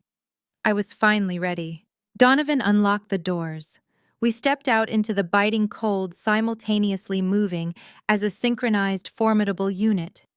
A young valet rushed forward, reaching for the door handle, but Donovan waved him away with a sharp flick of his wrist. We bypassed the standard guest entrance and marched directly toward the massive double oak doors. My black stiletto heels clicked rhythmically against the stone walkway, a sharp metallic sound that cut through the soft murmur of the arriving guests. The heavy front doors were propped wide open, flanked by two private security guards hired specifically for the event. One of the guards stepped forward, raising his hand to check our invitations, but Donovan flashed a highly official-looking federal identification badge that belonged to Miller. The guard hesitated, his eyes darting between the badge and our severe expressions. He wisely took a step back, allowing us to pass without a single word of protest. We crossed the threshold and stepped into the grand marble foyer. The heat of the house washed over me, carrying the scent of expensive catering and high-end perfume. The foyer led directly into a sprawling open-concept living space with soaring 20-foot ceilings. The room was absolutely packed. I saw regional sales directors in tailored tuxedos, corporate vice presidents mingling by the massive stone fireplace, and wealthy socialites dripping in diamonds. It was a perfectly curated ecosystem of status and power funded entirely by my stolen equity. I scanned the crowded room with predatory focus. It only took me a few seconds to locate the key players in this fraudulent theater. My mother Patricia was holding court near the grand staircase. She wore a stunning emerald green gown, her neck adorned with a heavy diamond necklace that I implicitly paid for. She was laughing loudly, tossing her head back as she entertained a group of wealthy older women. My father Richard stood near the custom-built wet bar. He held a tumbler of amber liquid, gesturing animatedly as he spoke with a circle of men who looked like banking executives and hedge fund managers. He projected the absolute essence of a successful, relaxed patriarch. Then I spotted Brittany. My sister was positioned right in the center of the room, playing the perfect host. She wore a glittering silver cocktail dress that clung to her figure, a glass of vintage champagne balanced delicately in her fingers. She was leaning into her husband Jamal. Jamal looked incredibly handsome in a classic black tuxedo, his arm wrapped protectively around Brittany's waist. He was deep in conversation with a man I recognized from business magazines as the regional vice president of his sales firm. Jamal smiled warmly, radiating the genuine confidence of a man who believed he had built an honest, beautiful life for his family. He had absolutely no idea he was standing in a crime scene. I did not just wait at the very edge of the room. I walked straight down the center aisle of the party, flanked by Donovan Miller and Stone. We simply did not blend in. We did not smile. We moved with the rigid, menacing energy of an execution squad. As we cut through the crowd, the atmosphere in the room began to fracture. Guests instinctively stepped aside, sensing the heavy, hostile aura radiating from our group. The polite conversations nearest to us abruptly died out. People lowered their champagne flutes and turned to stare. The silence spread outward like a ripple in a pond, traveling from the foyer all the way to the grand fireplace. Within 30 seconds, the loud, booming party had quieted to an uncomfortable, confused murmur. Even the string quartet seemed to falter, the cellist missing a beat as he noticed the sudden shift in the room. Patricia was the first to see me. Her loud, artificial laugh caught in her throat. Her eyes widened, tracking my path through the crowd. She took in my tailored power suit, the severe styling of my hair, and the 3 intimidating men flanking my sides. The emerald green gown suddenly looked heavy on her frame as the blood completely drained from her face. Richard noticed the sudden silence and turned around. He dropped his tumbler of amber liquid onto the wet bar with a sharp, echoing clatter. Brittany stopped mid-sentence, her silver dress glittering under the chandelier, as she stared at me in absolute cold, paralyzing horror. It was truly glorious. We were ready. The music died away. Patricia recovered first, her survival instincts overriding her shock. She set her champagne flute down and marched across the marble floor. Richard was right behind her, his face flushing crimson. They moved frantically to intercept me before I could reach Jamal. Patricia grabbed my forearm, her manicured nails digging into my suit jacket. Her smile remained plastered on her face for the watching guests, but her eyes were frantic and her voice was a venomous hiss. "What do you think you are doing, Clara?" Patricia whispered, her teeth clenched together. "Get out of here right now before you embarrass us in front of Jamal business partners. You are ruining your sister party." Richard stepped up beside her, trying to block me from view. He leaned down, his voice low and threatening. "I told you what would happen if you trespassed again. Turn around and walk out that door immediately, or I will have security drag you out." I did not flinch. I looked down at Patricia, hand gripping my sleeve, and then I looked her dead in the eye. "Let go of me," I commanded, my voice projecting clearly into the quiet room. Patricia hesitated, glancing nervously at the wealthy socialites who were openly staring at our altercation. She dropped her hand, taking a half-step backward. Richard lost his temper. He reached out to grab my shoulder, attempting to physically turn me toward the exit. He never made contact. Stone, the process server, stepped smoothly between us. He intercepted Richard, reaching arm, and pushed it down with a firm block. Richard stumbled back, his eyes widening in shock. Before Richard could shout an indignant protest, Stone raised the thick stack of legal documents he held at his side. With a loud, resonant slap that echoed across the vaulted ceiling, Stone drove the papers directly into the center of Richard's chest. Richard gasped, bringing his hands up to catch the heavy bundle before it hit the floor. He stared down at the bold federal court seals stamped across the front pages. "You have been served," Stone announced, his voice booming with terrifying finality. He pulled a second identical stack of documents from his briefcase, turned to Patricia, and dropped them into her trembling hands. "Patricia, you have also been served. Have a wonderful evening." Patricia looked down at the documents, her lips parting in silent horror. The color completely drained from her face. Richard found his voice, though it cracked with sudden panic. "What is the meaning of this?" he stammered, looking around at the guests who were now pressing closer. "This is a private residence. You cannot just barge in here with garbage lawsuits." That was the exact opening Donovan was waiting for. My attorney stepped forward, positioning himself squarely in the center of the room. Donovan possessed the booming voice of a seasoned federal prosecutor, and he utilized it to its maximum capacity. He ensured that every corporate executive, every wealthy neighbor, and every country club gossip heard his next words with crystal clarity. "These are not garbage lawsuits," Richard Donovan declared, his voice cutting through the tension. "These are formal federal indictments and civil actions filed in the United States District Court. You are being served for federal bank fraud, federal wire fraud, and the criminal forgery of a property deed. Furthermore, you are receiving formal eviction notices mandating that you immediately vacate Clara property which you have been illegally occupying while running a fraudulent real estate scheme." A collective gasp ripped through the crowded room. Several women covered their mouths in shock.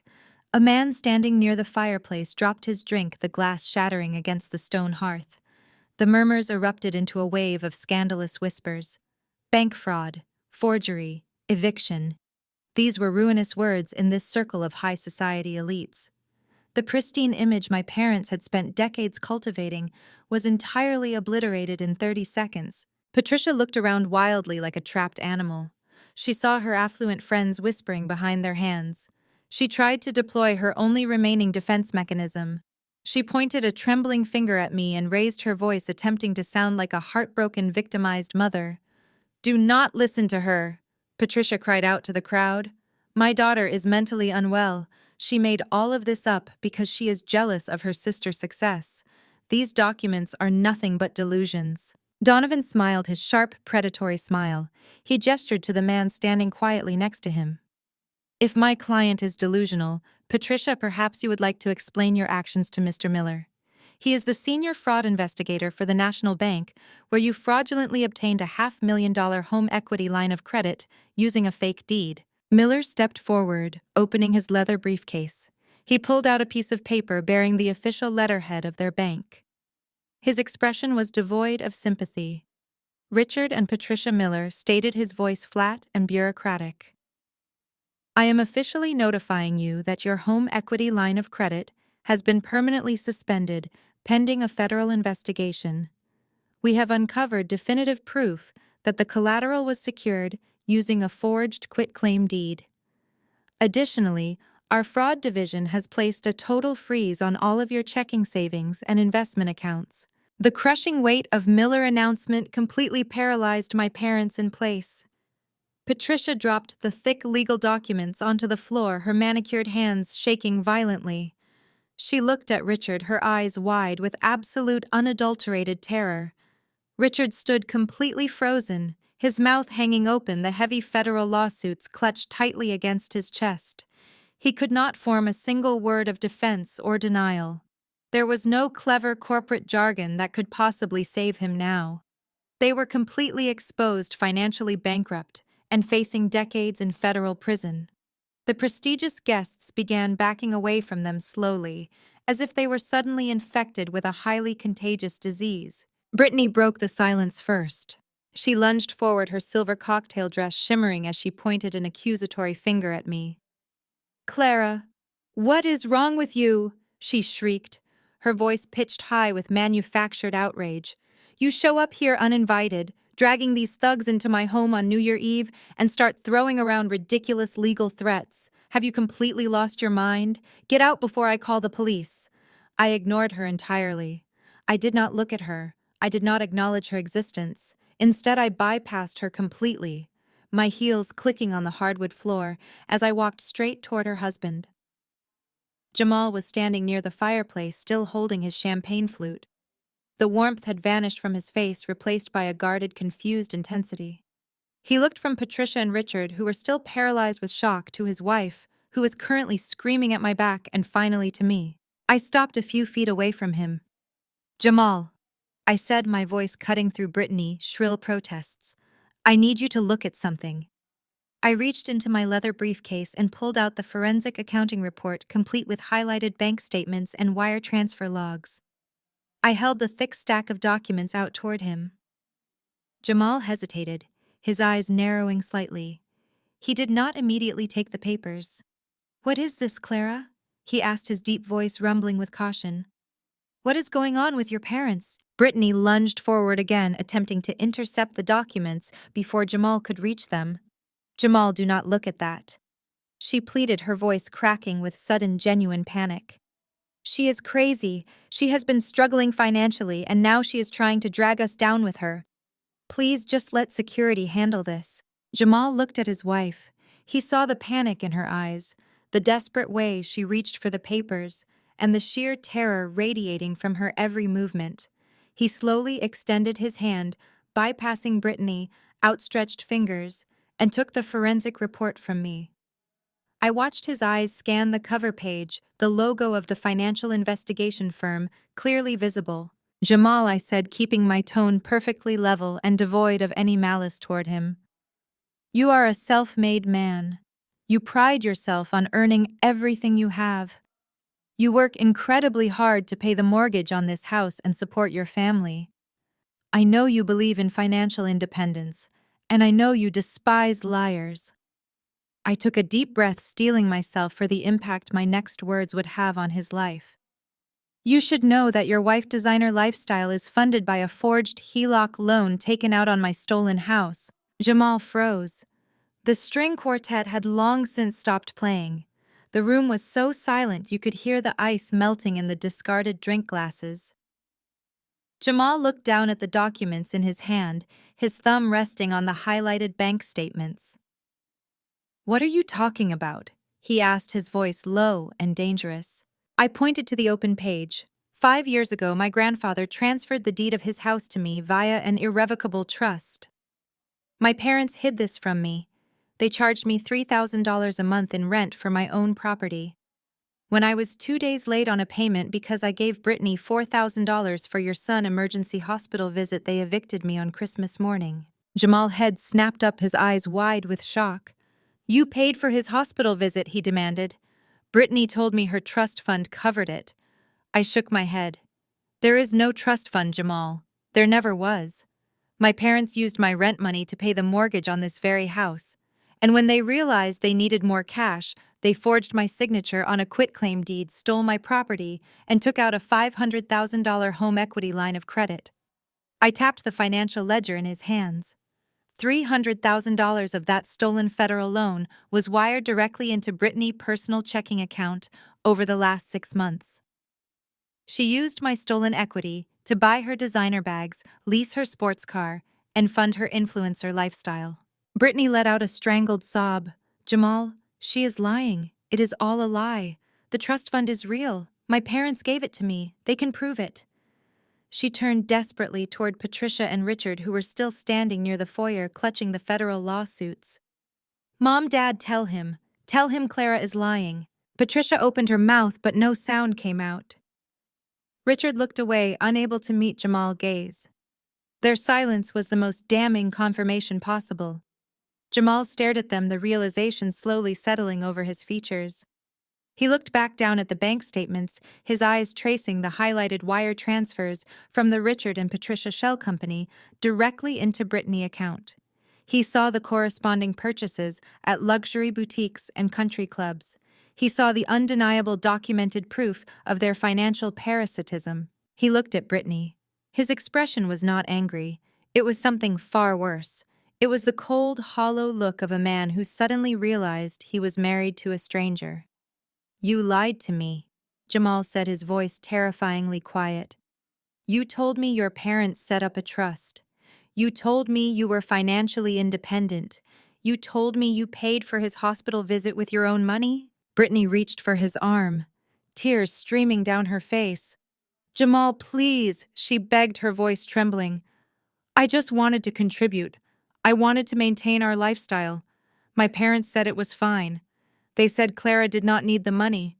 They said the house was legally theirs to use." Jamal pulled his arm away, his face hardening into a mask of pure disgust. "You stole from your own sister," he stated, the realization cementing in his mind. "You let your parents evict her into a blizzard on Christmas morning while you spent her money on designer clothes. You let her pay the mortgage on the house I work 80 hours a week to provide for you. You funded your entire existence through felony fraud, and you lied to my face every single day." The guests watched in stunned silence as the illusion of their perfect marriage shattered in real time. Jamal did not say another word right away. He lowered his head and focused entirely on the forensic accounting report in his hands. His eyes, trained by years of corporate sales forecasting and ruthless financial analysis, scanned the dense ledgers with terrifying speed. He connected the dots with the cold precision of a machine. He matched the dates of the wire transfers from the shell company of Richard and Patricia to the exact days Brittany came home with a new designer handbag or announced a spontaneous luxury spa weekend. He saw the withdrawal for the down payment on the very mansion we were currently standing in. He saw the exact transfer amounts aligning perfectly with the fraudulent home equity line of credit. The irrefutable mathematical truth stared back at him. There was no generational wealth. There was no trust fund. There was only a calculated, malicious theft orchestrated by the people who smiled at his dinner table every Sunday. Brittany tried to close the physical distance between them. She reached out with trembling hands, her silver bracelets clinking together, and gently touched his tuxedo jacket. "Jamal, please," she whimpered, her voice cracking with perfectly manufactured despair. "You have to understand how much pressure I was under. Mom and Dad told me this was the only way to maintain our image. They said Clara was unstable and would just waste the money anyway. I was just trying to protect our family.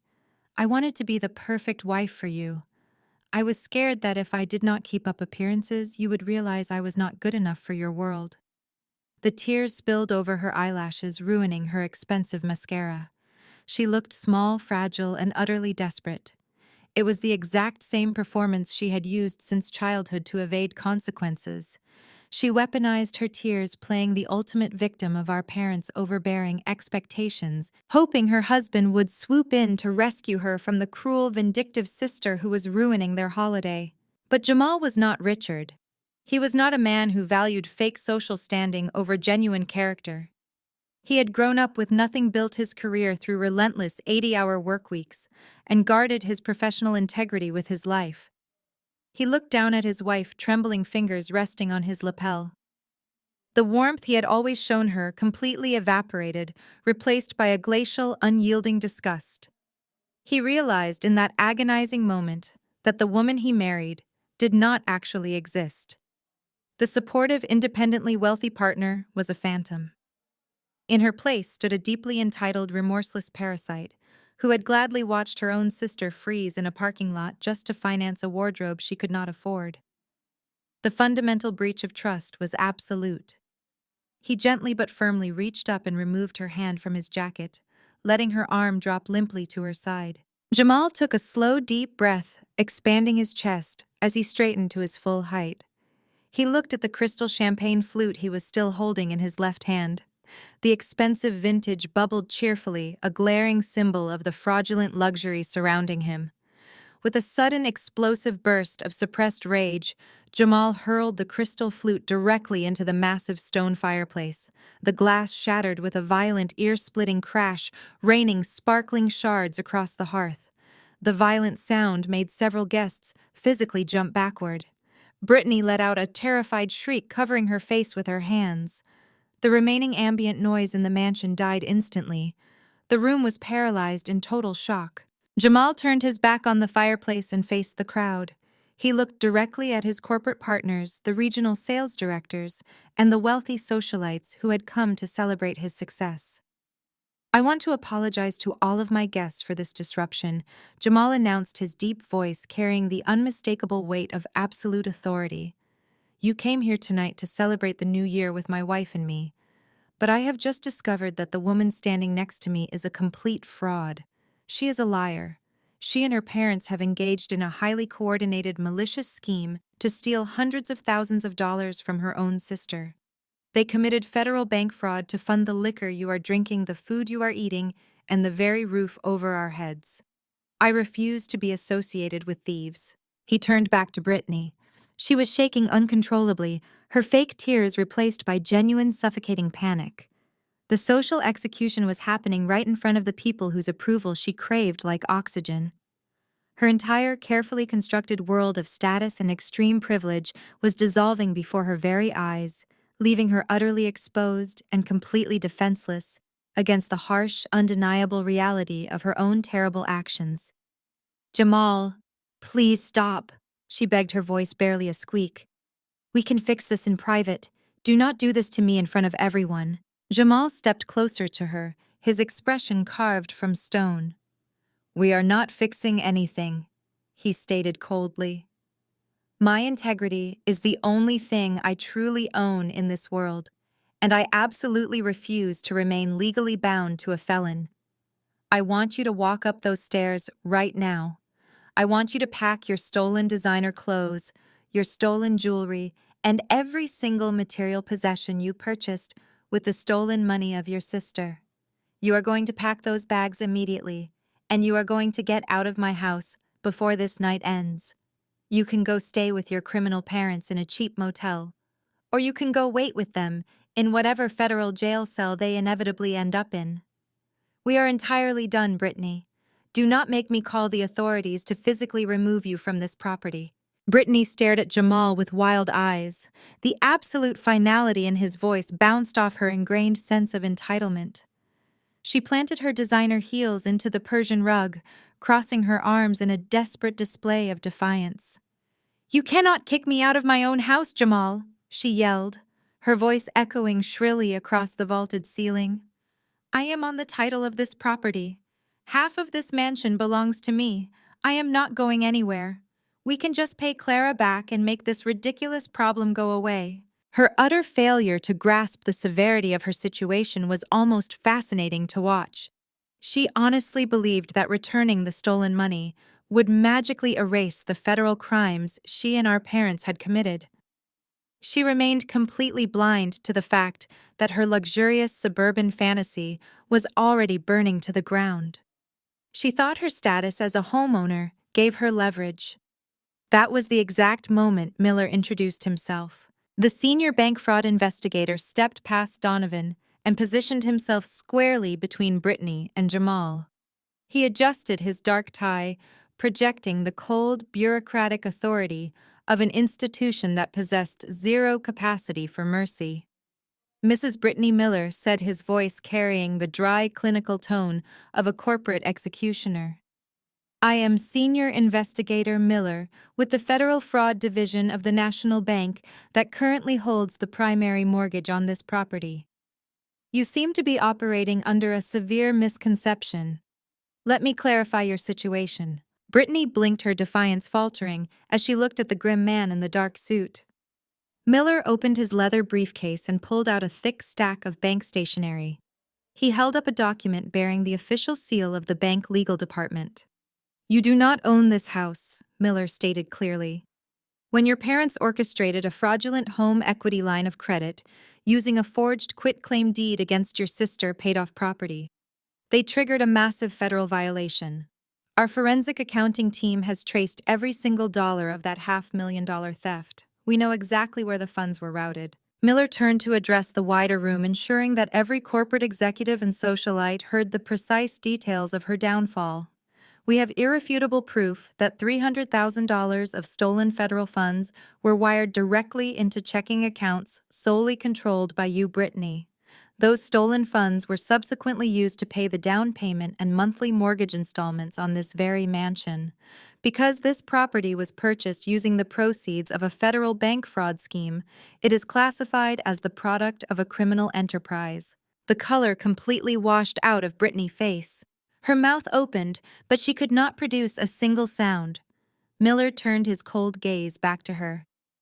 Effective immediately, the bank has initiated a total freeze on all of your checking, savings, and investment accounts. You currently have zero access to liquid capital. Furthermore, our legal department filed an emergency injunction this afternoon. The bank is placing a massive non-negotiable lien on this entire estate. We are seizing this property to recover the stolen funds. You are not being kicked out by your husband. You are being formally evicted by the bank. You have 48 hours to vacate before federal marshals arrive to change the locks. The absolute devastation of Miller's announcement hung in the air like heavy smoke. The illusion of the golden child was completely vaporized.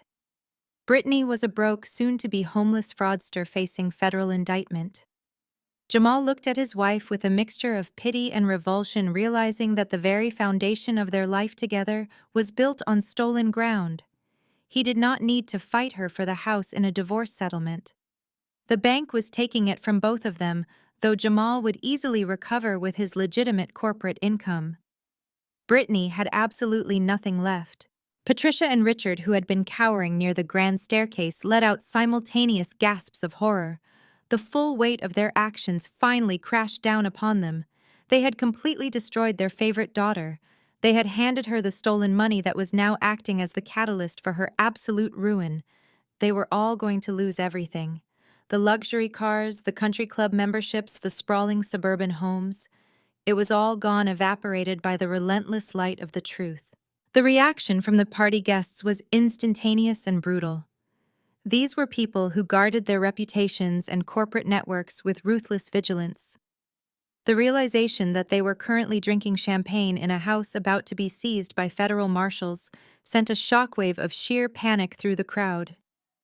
No one wanted their name associated with a federal bank fraud investigation. No one wanted to be photographed at a crime scene. The exodus began as a hurried whisper and rapidly escalated into a panicked stampede. Regional sales directors grabbed their coats and abandoned their drinks on mahogany tables. Wealthy socialites practically sprinted toward the foyer, pushing past each other in a desperate bid to reach the valet stand. The string quartet packed up their instruments with frantic speed.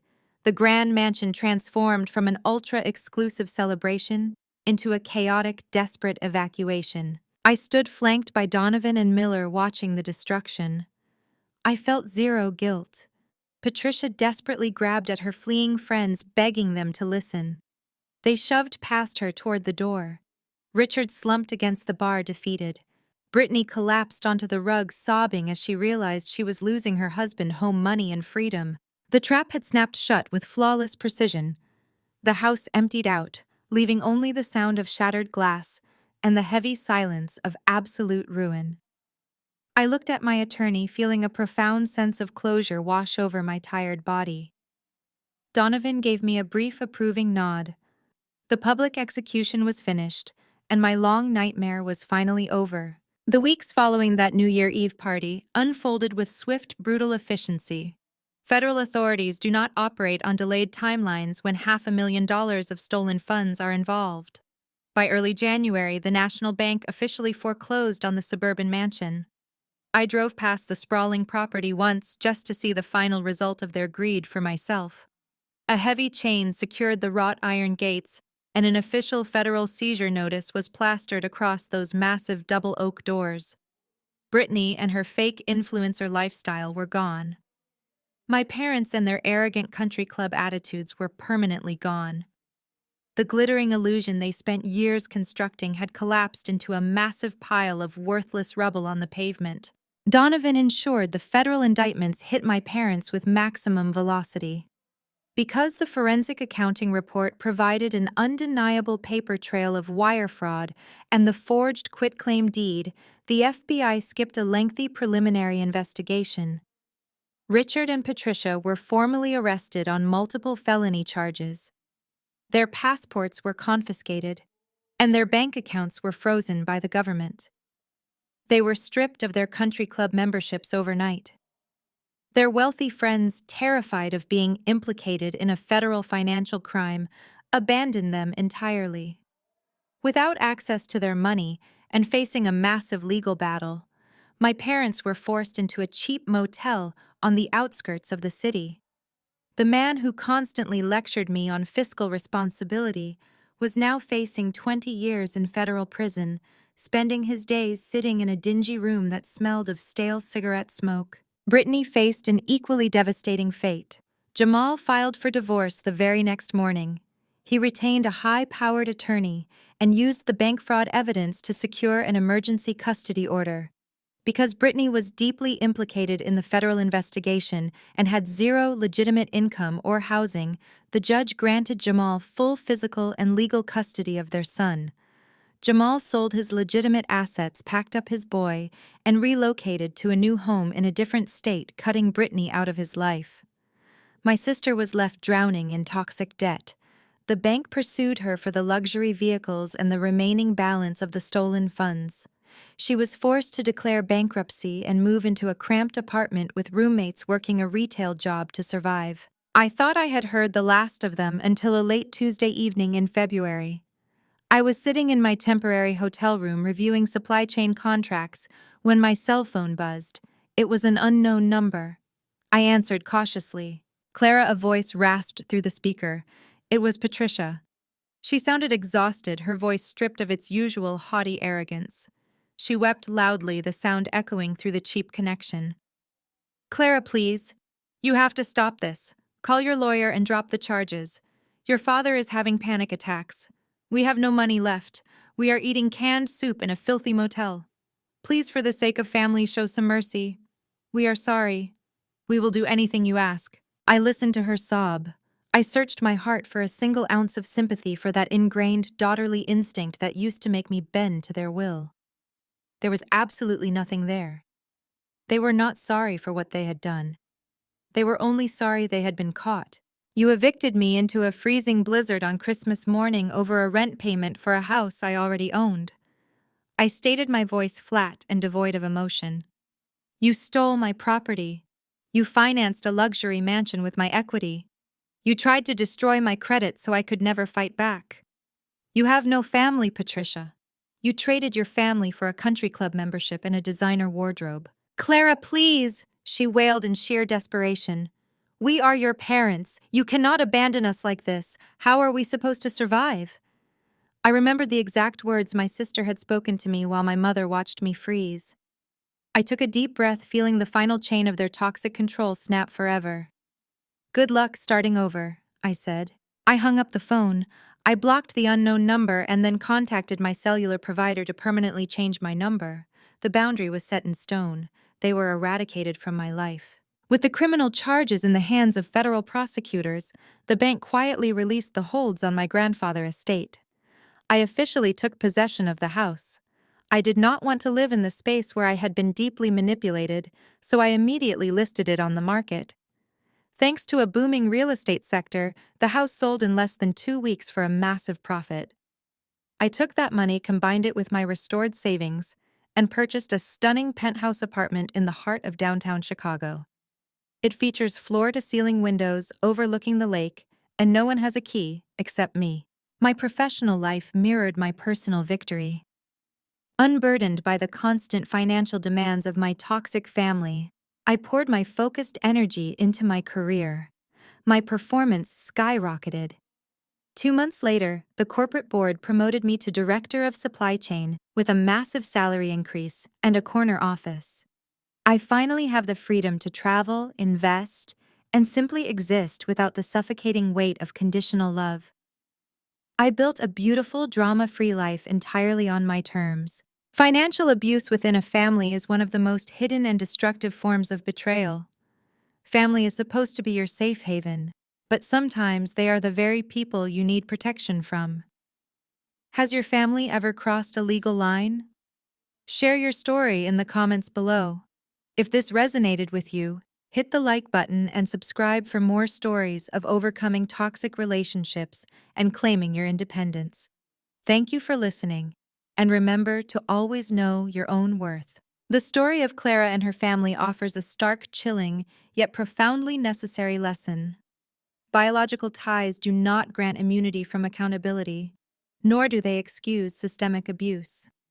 For too long, society has peddled the narrative that family is unconditionally, everything, often pressuring victims of toxic dynamics to silently endure financial exploitation, emotional manipulation, and gaslighting, simply because the perpetrators share their DNA. Clara's journey definitively shatters this dangerous misconception, proving that the ultimate act of self-preservation is sometimes walking away entirely. The most striking takeaway is the realization that toxic individuals often weaponize our best traits against us. Clara's parents and sister exploited her sense of responsibility, her relentless work ethic, and her deep empathy. They drained her emergency savings because they knew she would do the right thing for her sick nephew, subsequently punishing her very compassion to fund their own illusions of grandeur. This teaches us that establishing ironclad boundaries is not an act of cruelty. It is a fundamental act of survival. When family members view you merely as a financial resource, rather than a human being continuing to appease them, only deepens the destructive cycle of abuse. Clara's victory was not merely about regaining a stolen house or exposing a massive financial fraud. Her true triumph was achieving complete emotional independence. By refusing to accept the false narrative that she was a failure, she broke a lifelong trauma bond. She utilized cold, hard facts to dismantle psychological manipulation. Sometimes the only way to heal from deeply ingrained family toxicity is to stop seeking their validation, accept who they truly are, and sever the connection without apology. If you recognize these patterns of manipulation in your own life, prioritize your peace today by setting a firm boundary to protect your future.